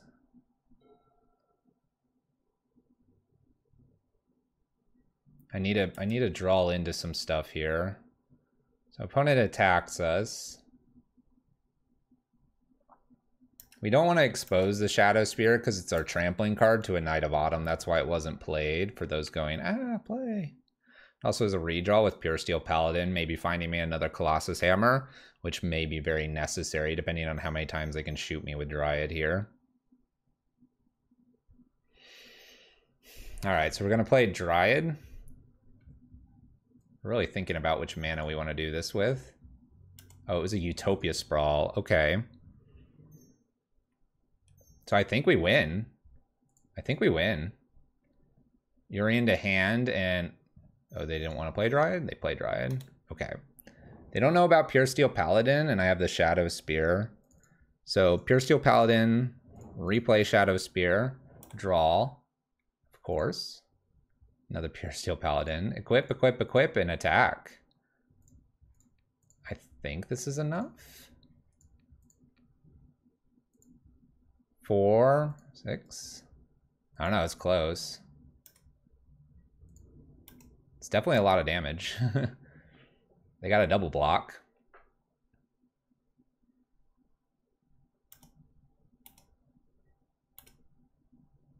How much is that? Down to 2.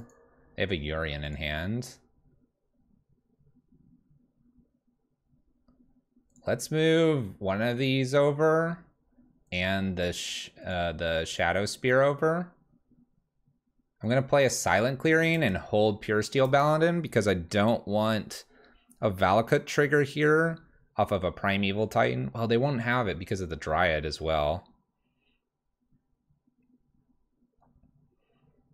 I like splitting this up too because attacking with both of these becomes lethal. I don't need to expose this Pure Steel Paladin. This gives me the option to draw with Silent Clearing. I like how we've played this. There's a few things that have fallen together correctly with binding the Thoughtseizes at the right time and finding the right artifacts and picking them, but I think we're starting to get a nice handle here on what we're running into. Summoner's Pact. So we have Urian and whatever else here, which happens to be Primeval Titan. I don't think Primeval Titan is enough to save them, though. They're going to make a lot of Field of the Dead tokens, but I just need 2 damage to get through here.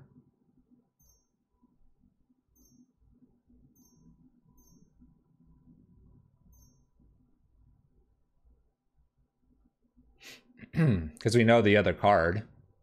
I think we're good.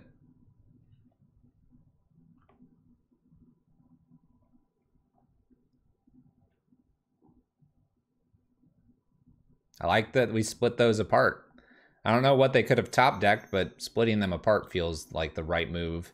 I think that's an important thing to do every time that you're done attacking, is if you can, split your artifacts so your creatures are big in case you lose a Pure Steel Paladin. Not as important here since I've got a bonus one. So 6, 7, 8 that they can prevent right now. We're almost to the point where I just play Laris into hand and start using Bobble as well. Just crazy. We've been kind of flooding out. We won't be able to do that because I'm going to crack for Silent Clearing here, but Vesuva copying Field of the Dead to make 1,000 tokens here. I don't think this is enough though. 2, 4, 6, 8, 10, 12, 18, 19, 20. It might be. I can't attack. Cantrip.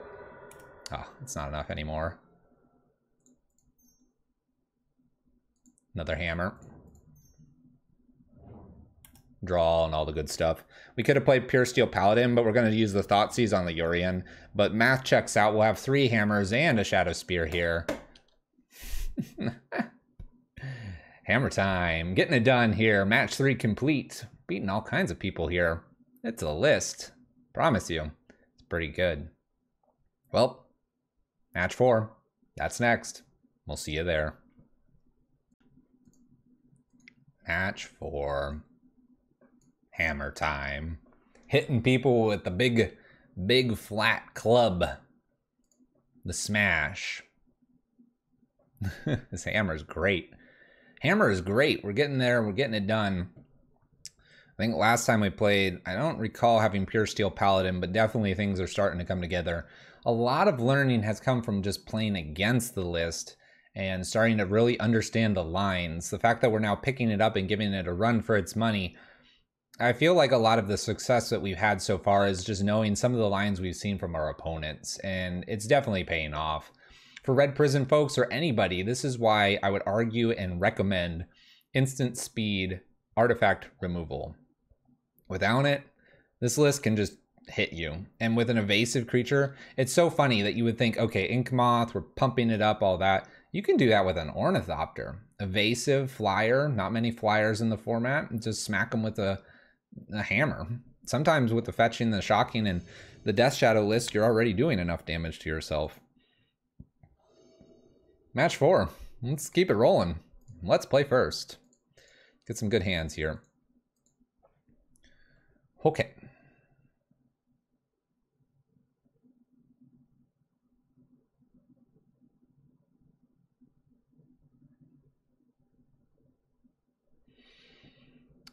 Well, we have a Thoughtseize. My opponent's got a Luris. We have a Memnite here. We have a Paladin and Ornithopter. I'm going to keep. It looks fairly good here. We've actually done a few times where we don't even crack, say, a Mishra's Bauble and get there. Go ahead and fetch Shock. Check the hand. See what's going on here. Ooh. Ooh. Okay. Snapcaster and Sprite Dragon. Archmage Charm's interesting. They can steal some stuff. I don't think I care about most of the rest of what's going on here. Opt is a bit scary. I'm going to take the Archmage Charm. I think it's the scariest thing because they can steal our stuff. And now I feel confident to get things on the battlefield.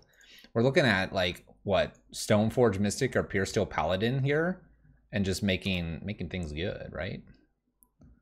Scaldian Tarn here. Paradise Mantle's not bad to see. We can attach this to, say, Memnite. This is where this 1 mana being our only thing really can pay off for us, because we can potentially get like Pure Steel Paladin next, and then Colossus Hammer, depending on if we get like top deck a land. A little scary if my opponent has like a Bolt here. Watery Grave. Ooh. Grixis. Blood Crypt. We're gonna see a Sprite Dragon? And we are. And a Bauble. I love it. Alright, they can attack for 2. Love it, love it, love it. Good sequencing. Snapcaster, opt 2 unknowns plus probably Bauble here. Opponent sends in. Alright, we find ourselves an Ink Moth. This is a pretty easy play Paladin. Follow it up with a Colossus Hammer. Take a draw and attach to Ornithopter. And just smack them for 10. This is going to be a little bit harder for them to deal with, and they don't have the extra Archmage Charm. Ooh, we're hesitating. Did we get a Force of Negation? Ooh. They got me. Force of Negation. They ended up pitching a Snapcaster. We have Opt and an unknown card. Go ahead, opponent. This is good for them. It's good. Top deck land has not quite the potential to kill yet. Soon. Soon. Opponent does an opt here and decides attacking with Sprite Dragon in the air is their line to victory. I approve. Makes sense to me.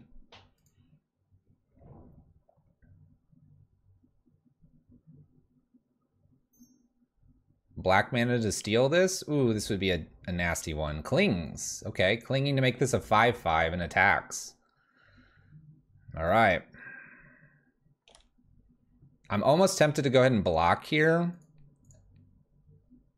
And I think I'm going to, because I think our life total really is going to matter here. And I don't need this Ornithopter. Scarta's Aid's a no-go currently. Let's go ahead and go get a new Colossus Hammer. We will now play said Colossus Hammer. We draw a card. Yes, please. A land.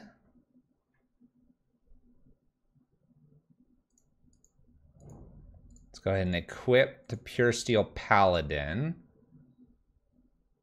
This doesn't give a boost. Attack for 12.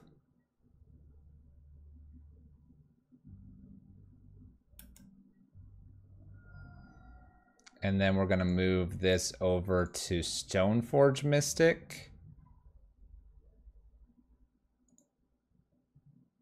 And I don't see a reason really to play the Sigarda's Aid here. I think 13 sounds a lot nicer to be at. So let's do this. 11-12 threatening lethal here against my opponent. Other reason to put this on a 2 instead of like the 0 here is my Archmage Charm fear. Not too big of a fear with just Watery Grave and Blood Crypt though. It's feeling pretty good. Would have loved to have gotten a Shadow Spear and have resolved our earlier Colossus Hammer. Force of Negation prevented that. I do like that Pure Steel Paladin gets underneath a Force of Negation. Keep that in mind though, sequencing may be important. Against a list that's able to steal or kill your Pure Steel Paladin, it may be more optimal to play your Hammer down first and go from there. My opponent has a Sprite Dragon number 2 and attacks with a 5/5, 6 damage. Ooh, holds back. That was dangerous there for a moment, opponent. We have 1, 2, 3 mana. What's interesting here is I have 1, 2, 3, 4. If I boot up Inkmoth, oh, it won't matter anyway here. I believe I just go get a new hammer.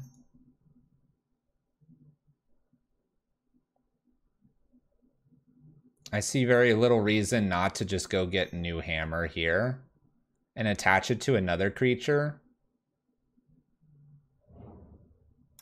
Draw. There's a bobble.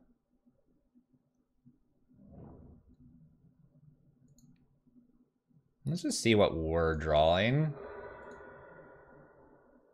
A plains.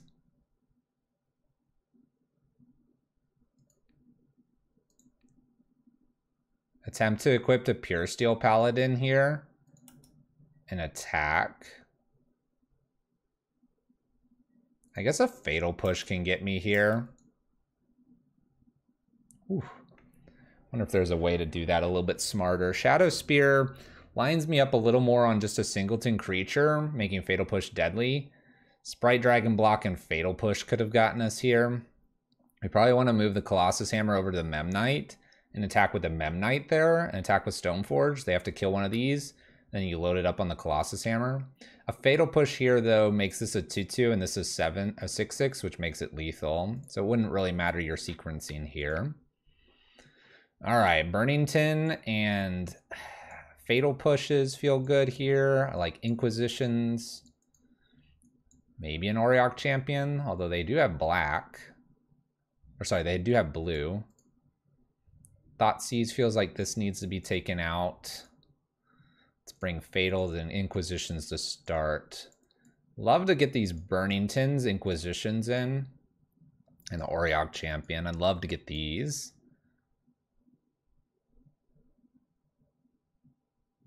Let's take one Bauble like we've done before. One Paradise Mantle. That's Auriok and probably Burnington.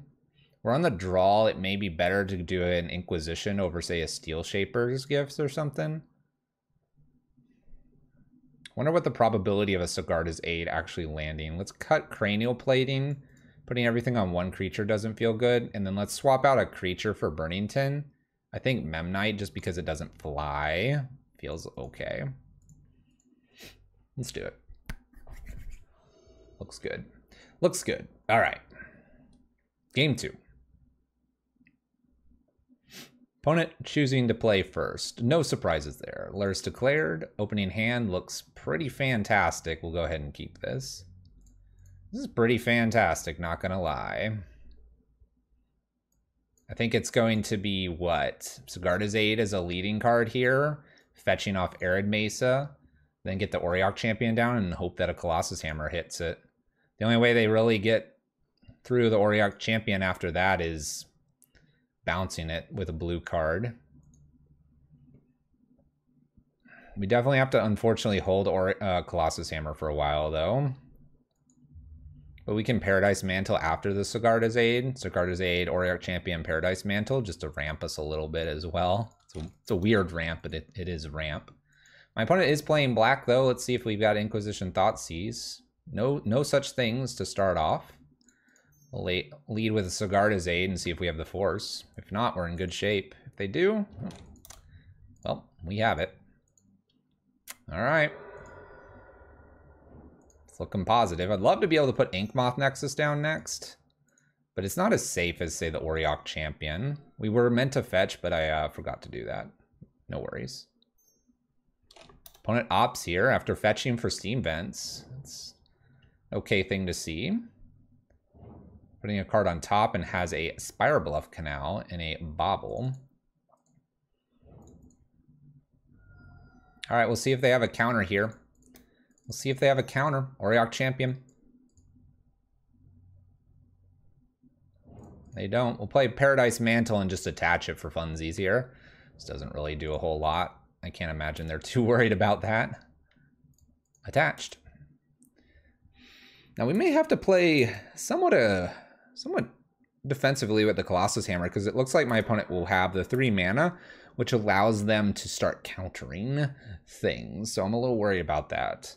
No initial Force of Negation on the Sigarda, which is super good to see. Doesn't mean that they won't have another one. Best top deck is probably a second Colossus Hammer. Bobble played for my opponent. Does not have the 3rd mana. This is really good for us. Steel Shapers makes me want to go ahead and use a Marsh Flats. I'm going to go ahead and fetch and shock, because Thoughtseize is in the future, our thing. Steel Shaper to find Colossus Hammer. And we're going to go combat here. They already know we're going to be playing a Colossus Hammer. The question is, can they interact with the first one? If they can't, I'll go for the second one and go for the kill. First Force of Negation. Do you have another? We have a Remand. All right, opponent saves themselves for a turn. They know we have a Colossus Hammer in hand, though. Bobble trigger. Force of Negation pitched a Drown in the Lock, which is fine because it's protection from black here. They obviously know another Colossus Hammer is going to be showing up. Inkmoth and attempt Colossus Hammer and attack.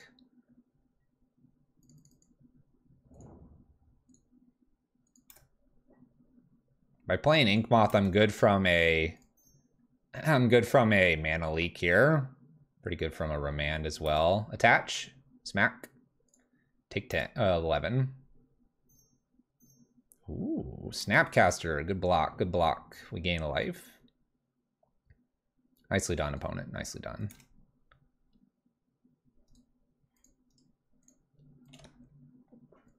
All you.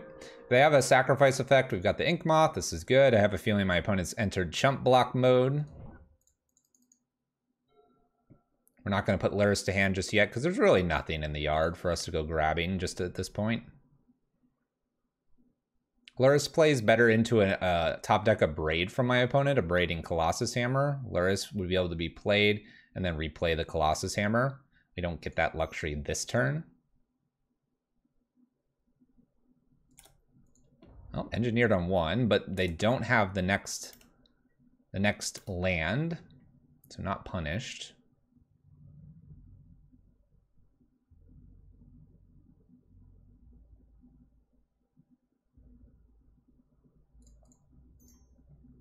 We're going to boot up Inkmoth here and swing, giving them a little bit of infect here too. We're going to play a new Inkmoth and get the Luris down. Or sorry, into hand. Give me my Luris. That's their Luris. That's their Luris over there. Okay. We have an EE on 1. This blows up Colossus and Sigarda's Aid. We'll be having to use all of our mana to do this. We still attack with Auriok Champion. Watergrave does not probably shock in. It does. Interesting. Deciding to shock that in. Very interesting in my opinion. Let's go combat and go for the kill. A pop with EE. We're going to get the Sigarda's Aid back with the Luris here before we do Colossus Hammer, obviously. We hit for 1.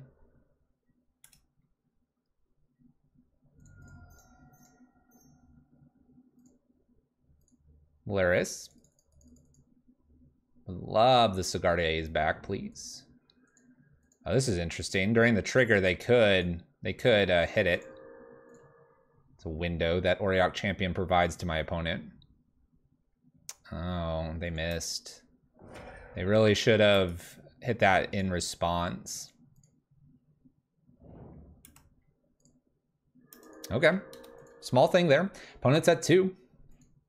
A lot of things do not kill or prevent this.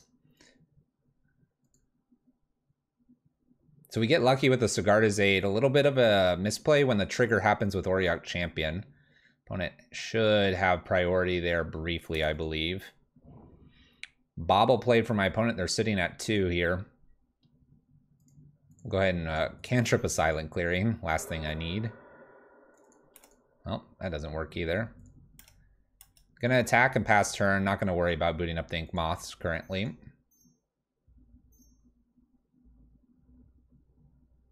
We steal a Ornithopter.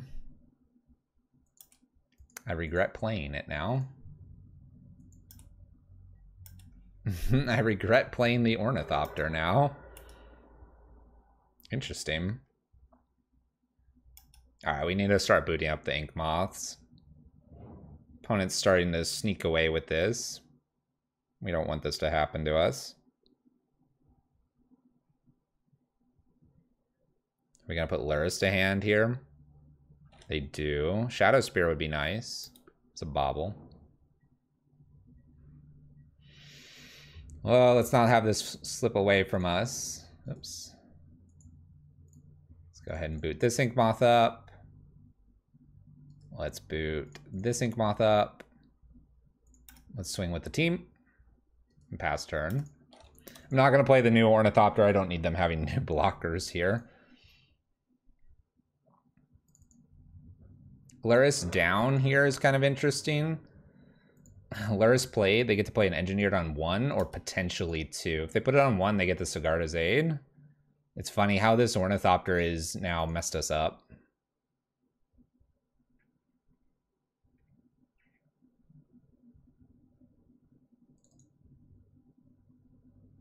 Well, we'll boot up 3 Ink Moths at the very least and smash in.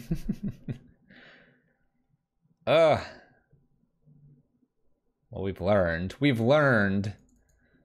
Are you going to put Luris?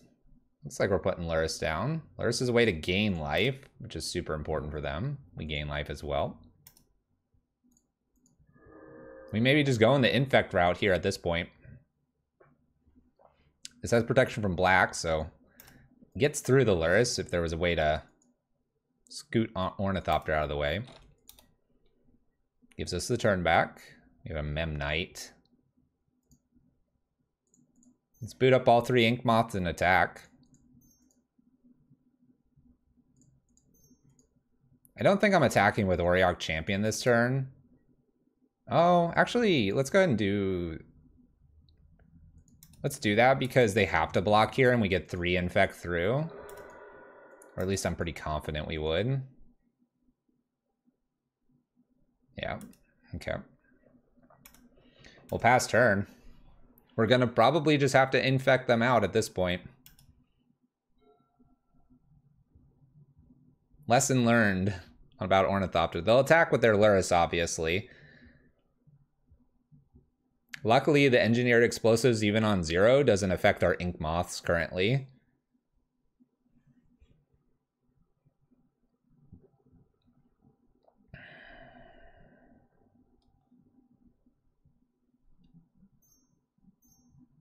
Plays a Sprite Dragon. This defends another Ink Moth. We'll use this ability, obviously.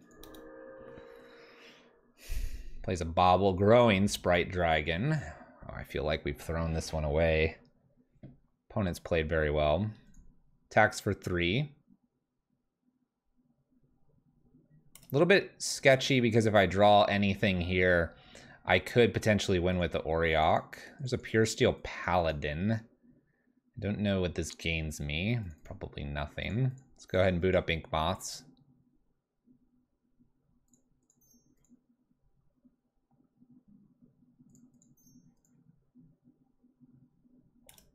I'm going to attack with the whole team here once again. I feel like they have to block Ornithopter and we can shrink this with an Ink Moth. Gets 2 in. Doesn't mean we're close to winning here. Yet. Floating some mana here to take care of a creature. Takes care of a Ink Moth. Means we're only going to hit for 1, it looks like.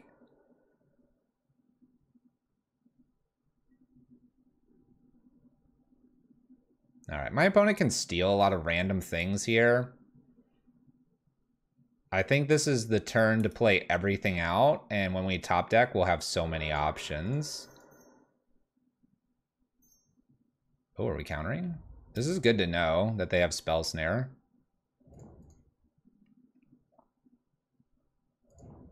We're also gaining random amounts of life, which isn't bad.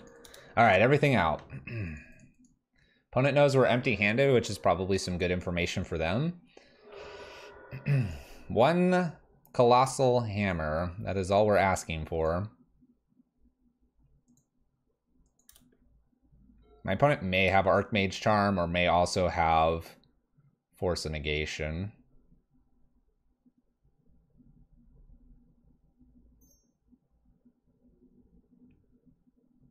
Red mana currently. Blue. New Sprite Dragon. Okay.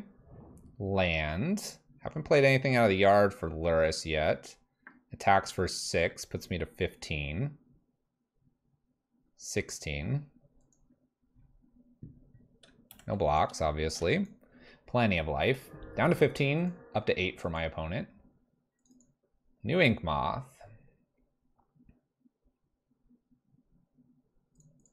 Alright, let's boot up Ink Moth here, and let's continue to attack them with most of our creatures here. We'll leave Ornithopter back. I want them to think every time I've drawn something, they always have to block this way. We'll let this all resolve. I have an opt. Ugh. This is our 4th Ink Moth.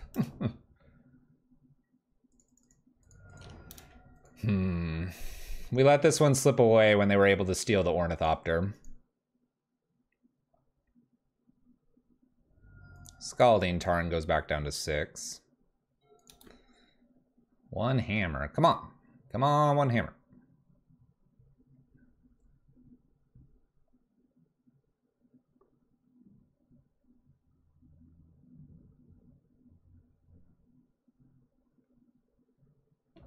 Mishra's Bauble from the yard. They have not entertained this engineered explosives at all. It's kind of interesting. 8, 9, 10. Yeah. I'll be blocking Sprite Dragon here. This kind of opens some interesting things up because I'll have Memnite plus Auriok Champion attacking. Colossal Hammer is lethal. But who would draw a Colossal Hammer? That's just silly. We'll pass turn here.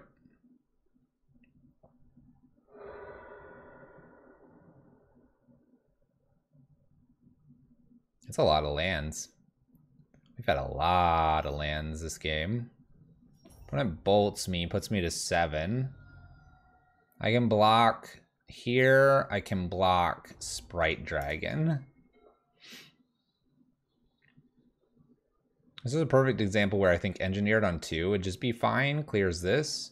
I have Ink Moth Memnite. Memnite Ink Moth block, 3 damage. 4 because of the engineered explosives. 1 burn spell gets me.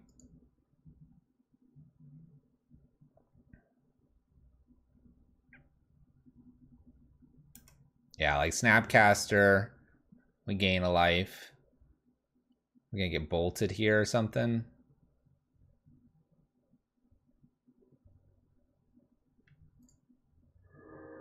Bolt puts me back to 5. Here comes the attacks. It's all flying here. If I boot up Ink Moth, they're just gonna block, or they're just gonna kill. Kill it. Lightning Bolt.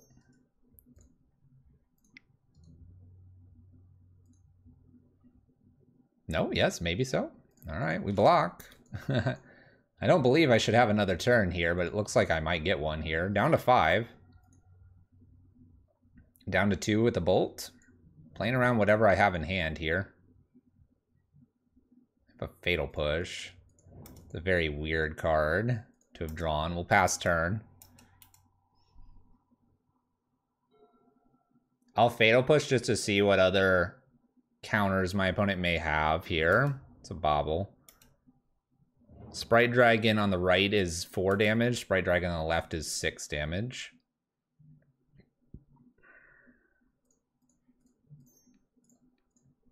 Fatal Push. We've got a counter. Another Archmage Charm, it looks like. Nice. Okay. Opponent kills us. We're going to game 3. We'll be on the play. Huh. We really screwed that up, didn't we? We really screwed that up. I'm going to take the Burnington Forges out and bring 2 Thought Seizes in. I think interaction will be better with disruption of the hand over just preventing 3 damage here or maybe 1 Sprite Dragon attack.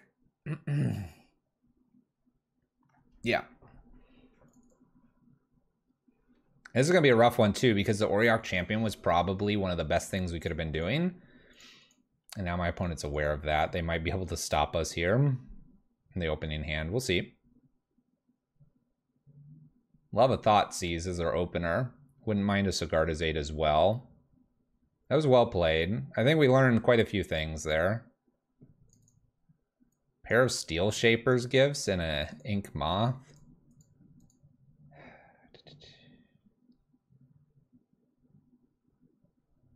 I could go get a Shadow Spear. Ink Moth is a little bit frustrating for them to deal with.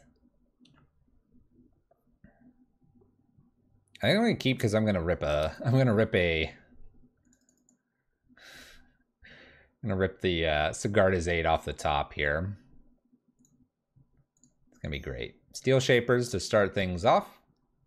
Then we'll play 2 Memnites. I'm gonna get the Colossus Hammer with the intention that I'm going to be slamming them for 10 next turn. We'll see. We'll see. Polluted Delta. There's a Fatal Push. I'm gonna put the Ink Moth and get another Steel Shapers. And I'll pick something... kind of want to just get another hammer, honestly. No way they cast this Fatal Push right now because I haven't gotten a fetch land. I could put a Shadow Spear down. You know what? That's probably just smarter to do, and then attack for a pair, pass turn.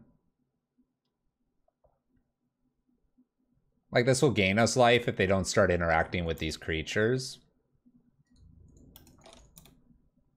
It's not the scariest thing as well, so it's unlikely to get countered. Alright, Polluted Delta here. They don't appear to have any removal or not willing to fetch shock and do that. Watery Grave was the choice. Okay. Now we have a Ink Moth, Shadow Spears, nothing in the grave that matters for Aluris currently. All of our stuff is on the battlefield. We end up drawing another land. Let's go ahead and equip. Pass turn with an attack. They can obviously just shoot this Memnite. It's pretty good. Cool. That's our turn. We'll attack for 1, pass turn. At any point, they could steal this creature as well. It's not very good for us with Archmage Charm as an option for them. I wonder if we're going to really regret not winning game 2. We may.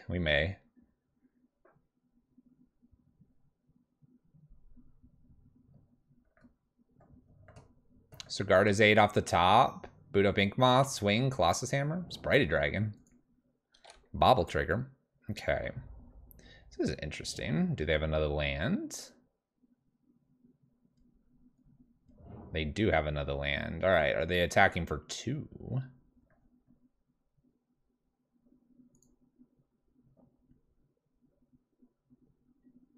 No attack for 2.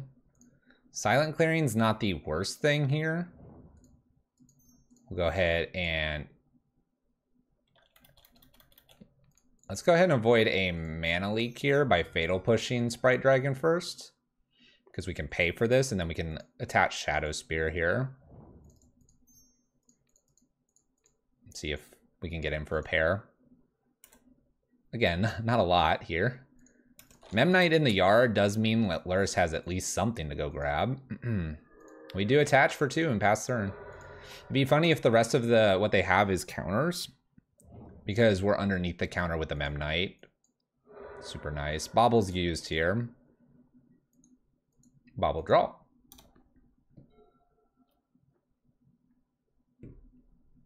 We can redraw with Silent Clearing as well. We're threatening lethal at any point here with a Sigarda's Aid. They are aware of this Colossus Hammer. Unearth rebuys Sprite Dragon here. When it shocks in a Watery Grave, meaning they probably have an Archmage Charm or something of that sort. And does attack for 1. Alright, Stoneforge. Not bad. Let's go ahead and start with Stoneforge.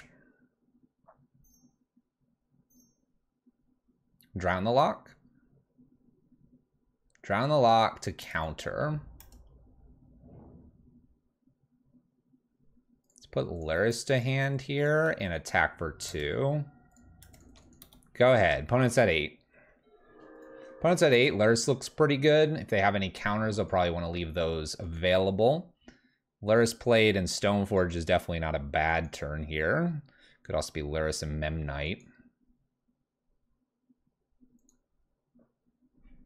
We're threatening here. This Sprite Dragon's going to get in our way, probably. I assume they're going to defend.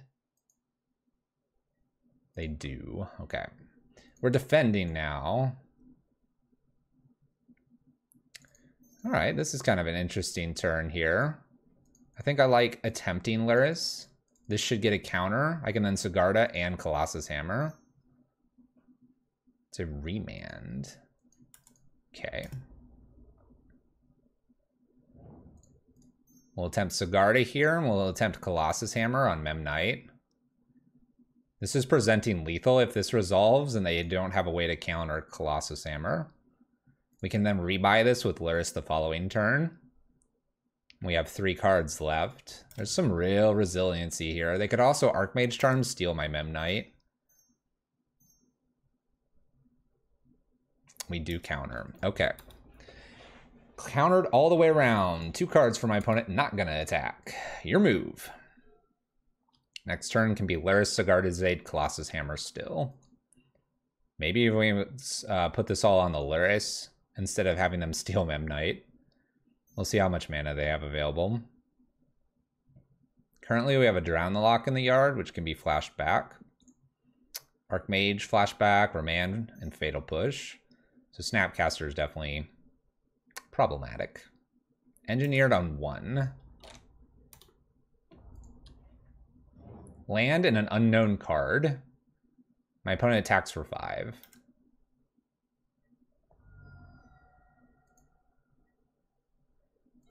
Okay.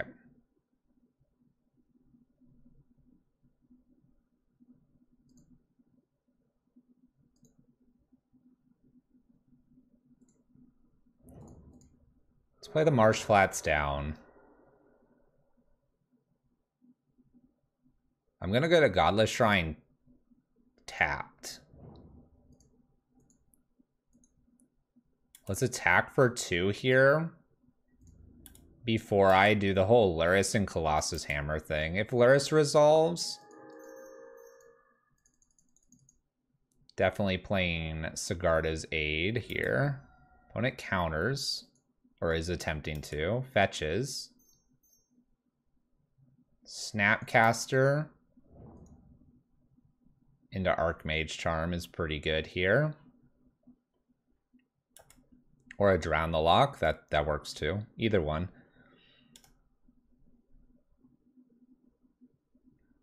They can do 1, 2, 3, 1, 2, 3, put Lurrus into hand here.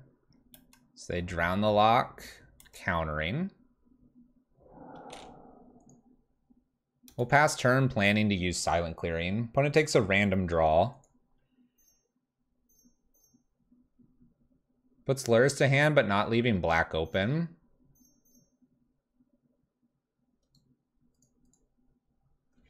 They didn't leave double black open when they tapped this. That might have been a mistake. Polluted Delta. My opponent can fetch and find basic. Decides to leave themselves with the option to use engineered explosives instead. 6, 7, 8. We're obviously going to go ahead and use this. All right, silent clearing. What do we got? Paradise Mantle.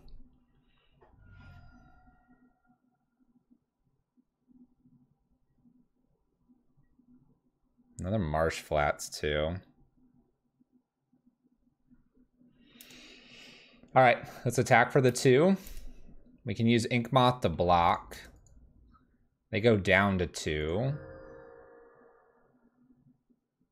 I don't feel like I want to put anything in, but I'll go ahead and put the Marsh Flats.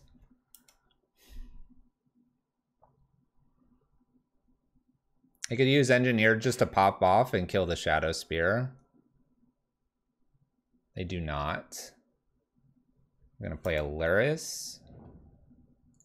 Follow this up with a Bobble. This makes Sprite Dragon bigger. Oh, my opponent's at 2 here.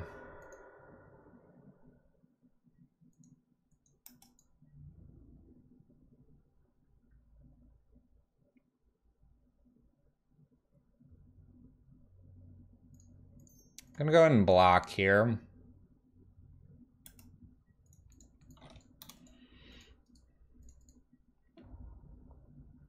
Block. We're gonna go ahead and fetch here as well. Engineer being available is rough.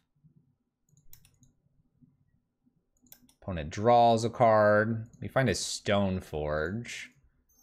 We play Stoneforge here. We get to go get a card. Question is, what are we getting? I guess it's Cranial Plating. Because it's at 2. They'll have the Shadow Spear that they can kill with the Engineered Explosives. Go get Cranial Plating. We're obviously going to equip this up.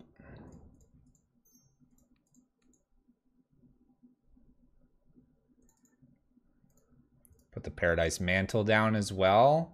They get to kill this, which shrinks this by, we'll have 1, 2, 3 artifacts. So we do trade with Luris. I'm going to go ahead and attack here if they try to do something else but pop this. We're in okay shape here. We still trade with Luris. We'll trade with Snapcaster too. My opponent's got a 6/6 flyer. And we get rid of the Luris, which isn't a terrible thing, because we're just looking for Colossus Hammer off the top. Or sorry, Sigarda's 8 off the top. Alright, do you kill me? 1 bolt? 1 bolt does it.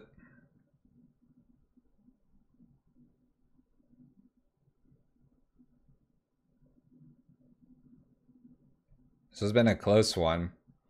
Close one. It looks like our small mistake here in game 2 cost us, and it's an interesting small mistake that you're gonna learn by having the Archmage Charm from your opponents. At any point, I suppose they could have gotten a Snapcaster down too. We were trying to diversify our threats. Snapcaster to just Fatal Push here. To Unearth Luris.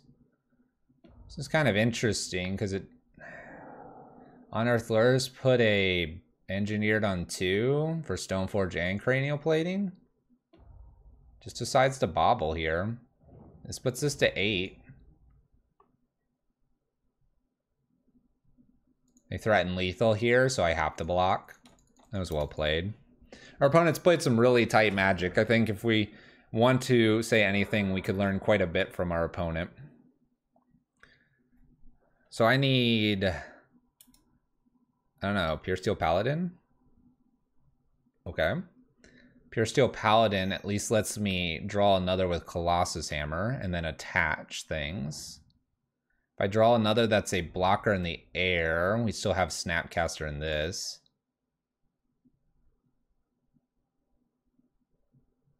Oh, my opponent's just sandbagging a bolt here. And I say sandbagging. They knew the Colossus Hammer from the Steel Shaper from way ago. There you have it. Hammer Time takes the loss here, and probably to our own fault. Close one in both games, and you can see where the margin is very close when sometimes you're deciding what you need to play. Something that we would learn and be better at playing Hammer a little bit longer, but there you go. 3-1, still a good record. Let's see if we can close this off with a 4-1. Hammer Time, match 5 coming up next.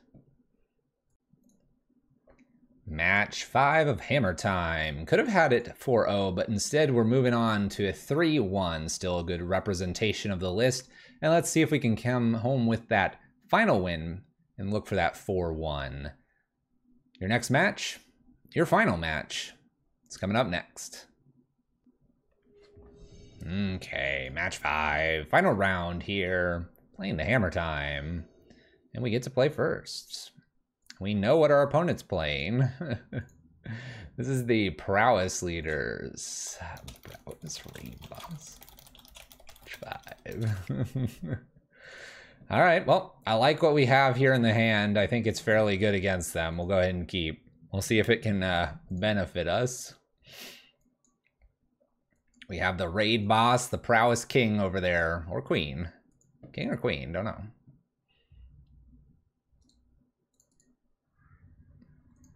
Now, they typically know what we're on, which is Red Prison. We're gonna psych them out here. Too bad it's not for the 5-0 this time, at least not for me. Lucky Amulet player last match.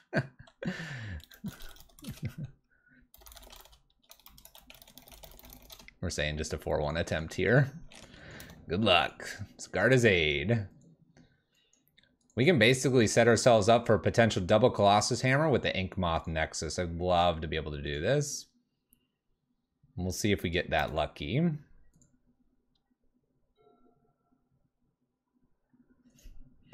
Triple Colossus Hammer. Steel Shapers. Let's go get another Colossus Hammer. Go ahead. We have a lot of these. I just need to get a creature down and be able to defend it. Soulscar Mage. And passes the turn. A land is most interesting here. I'm going to play Pure Steel Paladin first. And if they try to interact with Pure Steel Paladin, I will flash out a Colossus Hammer, burning 2 spells here. They don't know I have 3. They may assume I have 2. Whoa, hold up. Prowess. Sacrifice. It deals damage equal to its power to target creature or planeswalker. Sweet. We will not flash any of these in immediately here. If I top deck a land, we're just going to go full on the Colossus Hammer. All right, so Bobble first. Check. I think I want to go ahead and just flash in a Colossus Hammer. They'll probably attempt to defend this. I'm also going to be drawing, so that's kind of nice. They know that I had this one. They're like, whoa, hold up. All right. Follow up. Hammer. Triggers. Attach. Draw.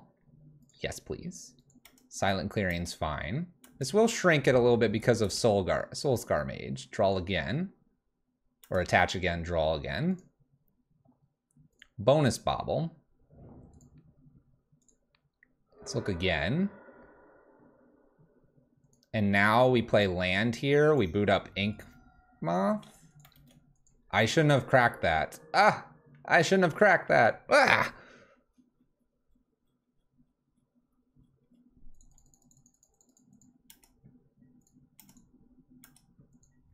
We should be killing them here. They go to 1. Didn't block. I wasn't paying attention. All right. We're so frazzled. We're so frazzled. We had the kill. And we're just like, nope. Just kidding. Don't want to kill him.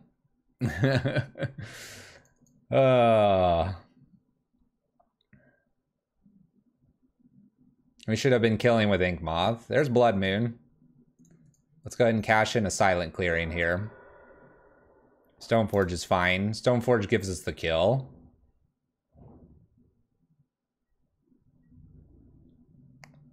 Attacks with the 3/3. Decides not to. Attacks with the 2/3. All right, we got it here in the next turn, but we definitely had the kill last turn. We definitely had it last turn. We have a concession as well. All right, hammer time. What can we do? Fatal pushes here. Probably Inquisitions are just stronger. Probably Auriok Champion, and this is probably the Burnington Forge matchup. All right, Memnites for the Burnington Forges. We'll take a few Thoughtseizes out for the Inquisitions. One Thoughtseize out for a Fatal Push. And I'm going to strip one Bauble. And, oh yeah, I have an Auriok Champion, so let's get rid of a Cranial Plating. Yeah.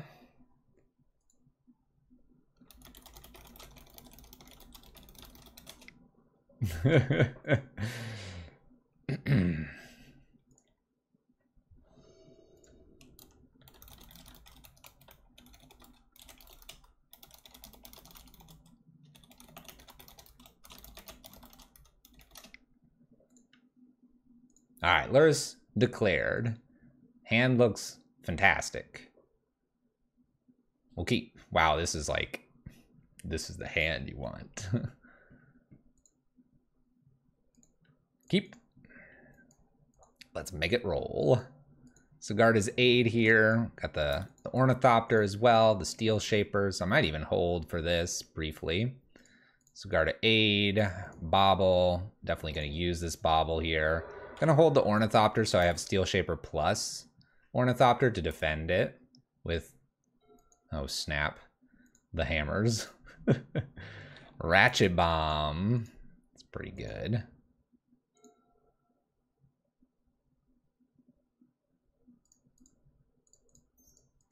Let's go ahead and put Ornithopter down and Steel Shaper to get a Colossus Hammer. They don't know I have two. Let's put Paradise Mantle down, attach, and pass turn. Ratchet Bomb up to 1.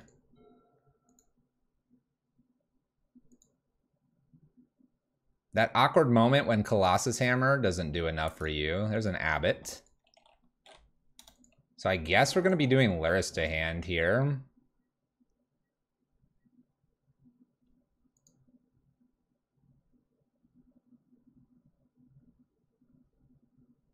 Lurrus to hand, holding up Silent Clearing to take care of this. Oh.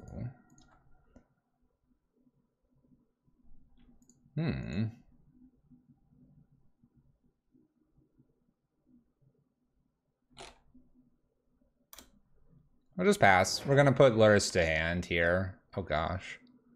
Pure Steel Paladin now. Oops. We're still gonna go ahead and put, I think, Lurrus to hand. We'll set up to do some cool things next turn. I'm at a healthy 19 here. Ratchet Bomb's obviously a problem card for us. We'll probably need to bring in some Pithing Needles for that in the future. Opponent attacks for some damage here. Lights the stage. We have a Snow Covered and a Lava Dart. Plays the Immolator here as well. Okay. Feels like a okay. I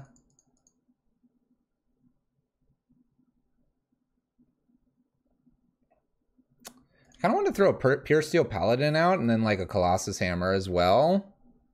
And then leave a Fatal Push available to us. They know about this Lurrus.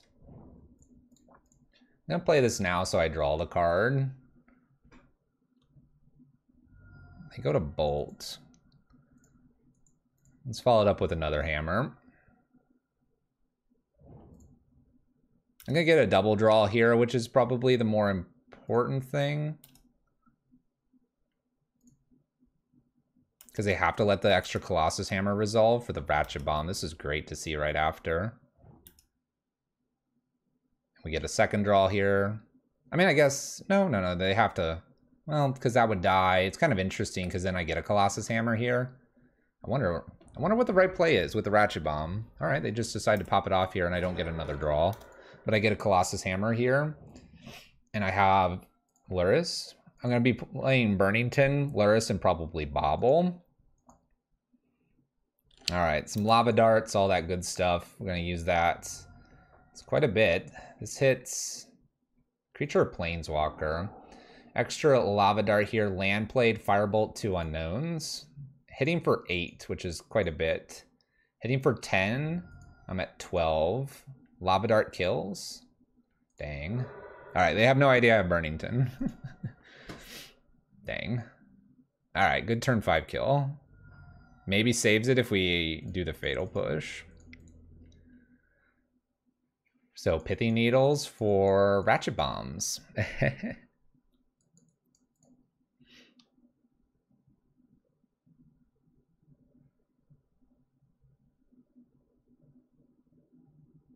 I'm gonna play. I like my Inquisitions and fatal pushes still.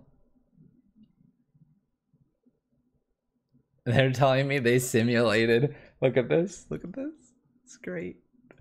Simulated a hammer there across 2 creatures. Calculated. That's good.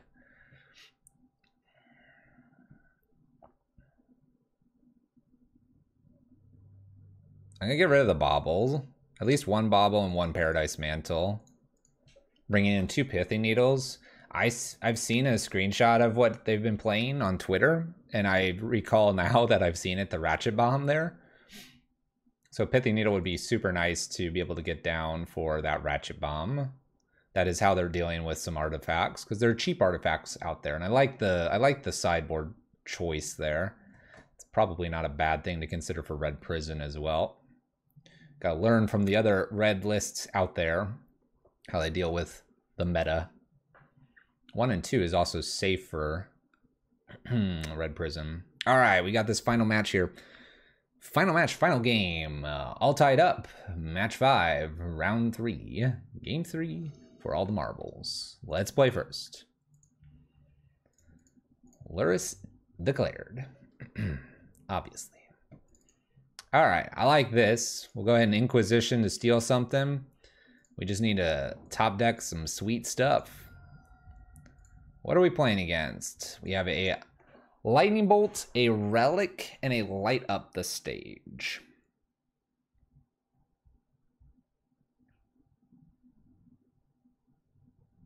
I don't think I care about Lightning Bolt or Relic.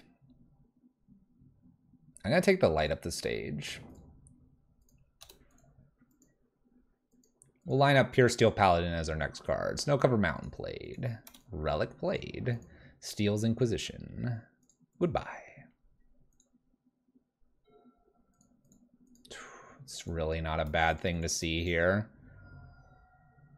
Stoneforge, let's go get the hammer. Go ahead.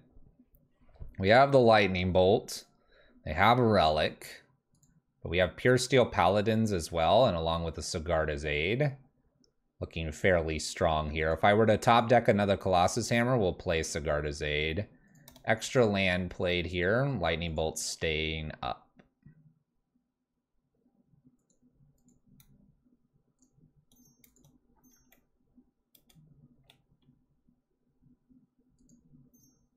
Let's play a Pure Steel Paladin. And I'm going to play the Sigarda's Aid as well and kind of just like say, you know what's coming. You know what's coming. Attack for a point past turn. They want to save this Lightning Bolt to utilize it with the hammer. They bolt away Pure Steel Paladin and they're going to eat it. It's fine. Completely fine turn. They don't know I have a second one here. They do know about hammer. That's about all they've got. Firebolt's my other creature. Sunbaked, Fiery Islet, 2 unknowns. Expecting something to be played. Sunbaked was played. Steel Stoneforge.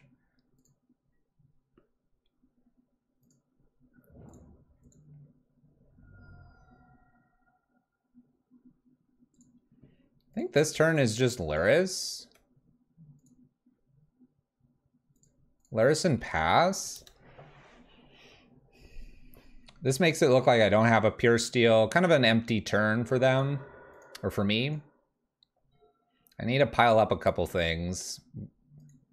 Or at least make it juicy for them to go after a creature here. An extra land may not be bad either. Cleansing Wildfire is their choice. This is an interesting choice here. They'll have 1 mana available to them. Decides it's a snow-covered mountain is the choice. Find ourselves an Ink Moth.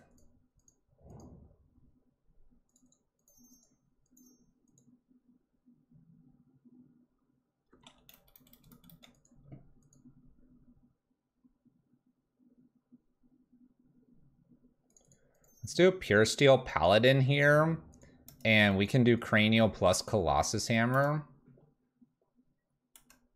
We can always boot up Ink Moth as well. And now we're threatening on a variety of different ways here to kill them. Lurrus is not as important here. It was just going to be an extra creature I could play. Fiery Islet and 4 unknowns. It's going to be a battle of who flinches first here. Not that Cranial really saves Pure Steel. What it does is draw, though. Which could be very important. We need to draw and catch up with their draw that they got with Cleansing and Sunbaked. Fire Islet played. Heartfire.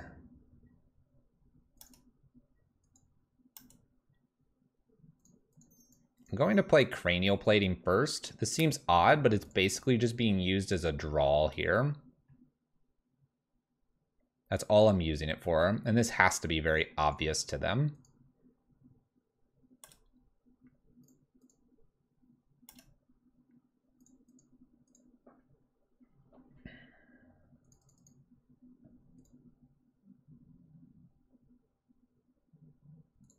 I'm going to play another Shadow Spear since I drew it and it doesn't commit me to Colossus Hammer.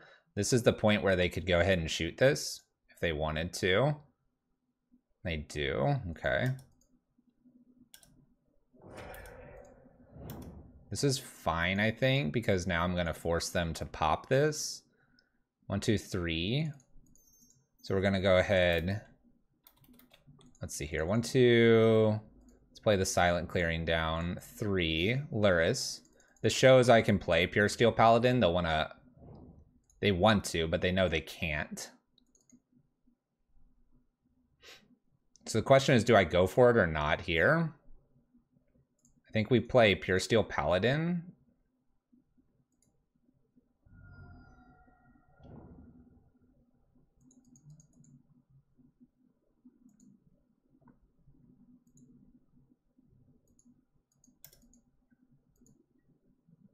I'm going to wait for my Colossus Hammer here. They know about this card.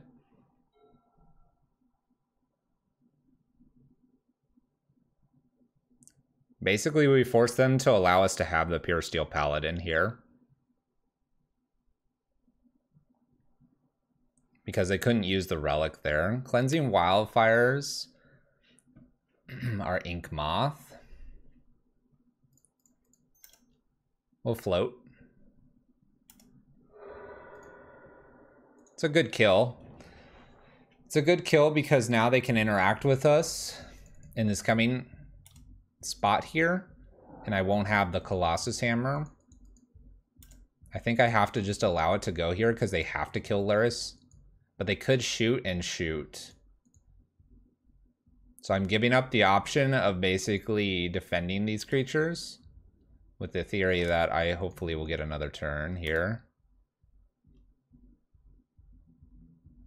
We get a redraw as well, and we have quite a bit of mana. Tap land 2 unknowns.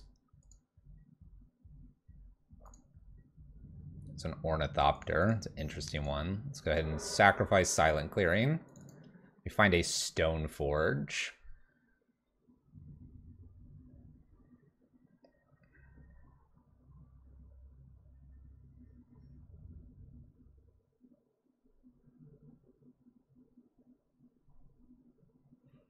Stoneforge can go get me another Colossus Hammer. Let's Ornithopter first and put Shadow Spear over onto Lurrus.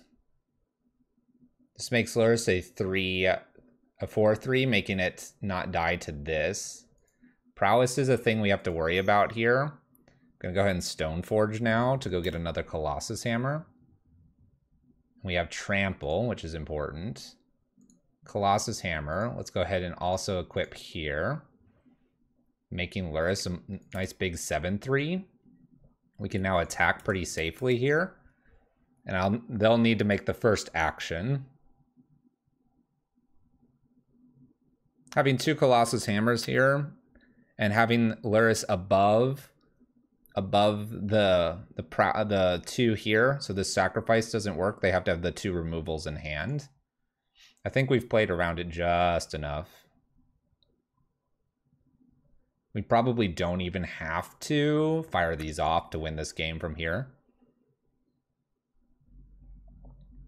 I'm trying to think if I were to do this, they attack prowess and then response, I get something else, and then they could fire off again. I'm trying to decide if there's a point here. Let's assume they have 2 bolts. I play. They go to bolt once.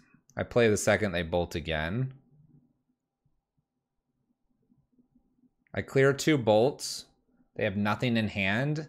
I bounce the Colossal Hammers around to 2 more things and put the Shadow Spear on one of them. I think it's worth it here, even if they have 2 bolts. Because we'll have Pure Steel Paladin after this, because they have to defend with the Luris killing them. And they went blocks and didn't have anything here. So they go here, I'll go to second hammer. Not to mention both of these enter and I gain, I draw here. So theory is that if they have the second bolt here, they're empty-handed. They've got a few draws, but these will all be passed to other creatures. And that should be enough to win the game.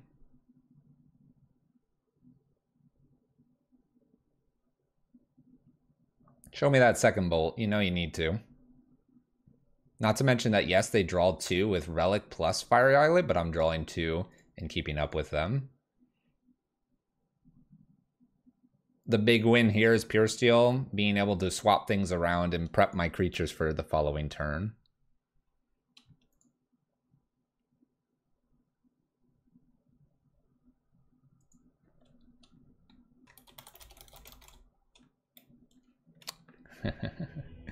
There we go. 4-1. I'm curious. They made a comment about they think they might have sequenced wrong, but they're not sure. And they say they have a bomb in hand, which I don't know what that is. But 4-1, hammer time. I'll let you know if I hear anything from them before the conclusion. We'll see you there. 4-1 with hammers. Big, colossal hammers. There you are. Here's the list. I like the black version with a little bit of Thoughtseize, a little bit of Fatal Push. Sometimes you need to just interact a little bit. Might have been a 5-0 if we had a few more iterations under our belt. Thought about that Archmage Charm play from our opponent. Though they could have had a Snapcaster as well and might have blocked our Auriok Champion. Can't look at it like that though. We took our wins into that match 5 and took it away. 4-1. List is sweet. It plays very much like Affinity. Has some interesting lines as we saw there. Has some punch at the end because of Luris. When you've got Pure Steel Paladin giving you the option to swap around where your Colossal Hammers sit at the end of the turn, it's really, really good. I liked it. Stoneforge lets you pick things. I think Shadow Spear's got a lot of punch here because that trample and lifelink can really buy you back in the games that you need just a little bit of that breathing room. And I say little. Colossal Hammer, you're probably getting +10 for the lifelink, which is pretty solid. Any hand with Sigarda's Aid plus creatures is just gas, especially even if it's a Stoneforge Mystic. You're not going to be killing on turn 2, I don't think, all the time, but treat it like Infect. You're going to have those crazy hands, or you're going to have not so crazy hands. Probably my biggest thumbs up pro to playing this over playing, say, I don't know, Infect would be Luris. Luris getting the option to jump in here kind of mid to late game, buy back pretty much anything and everything. What's really nice is almost all of your stuff are permanents and win you some sweet games. The Auriok Champion was really nice. I'd like an extra one over a Burnington Forge. I think it's a little more flexible than the Burnington Forge. But there you go. Hammer time. Colossal Hammer time. Definitely one that you need to be paying attention to and need to know all the lines in order to interact at the right time. This list and playing against this list will reward your timing and knowing what could be coming next. As always, if you've enjoyed, thank you for watching, following, subscribing, sharing. Don't forget to hit that button. And until next time, we'll see you in the next matches.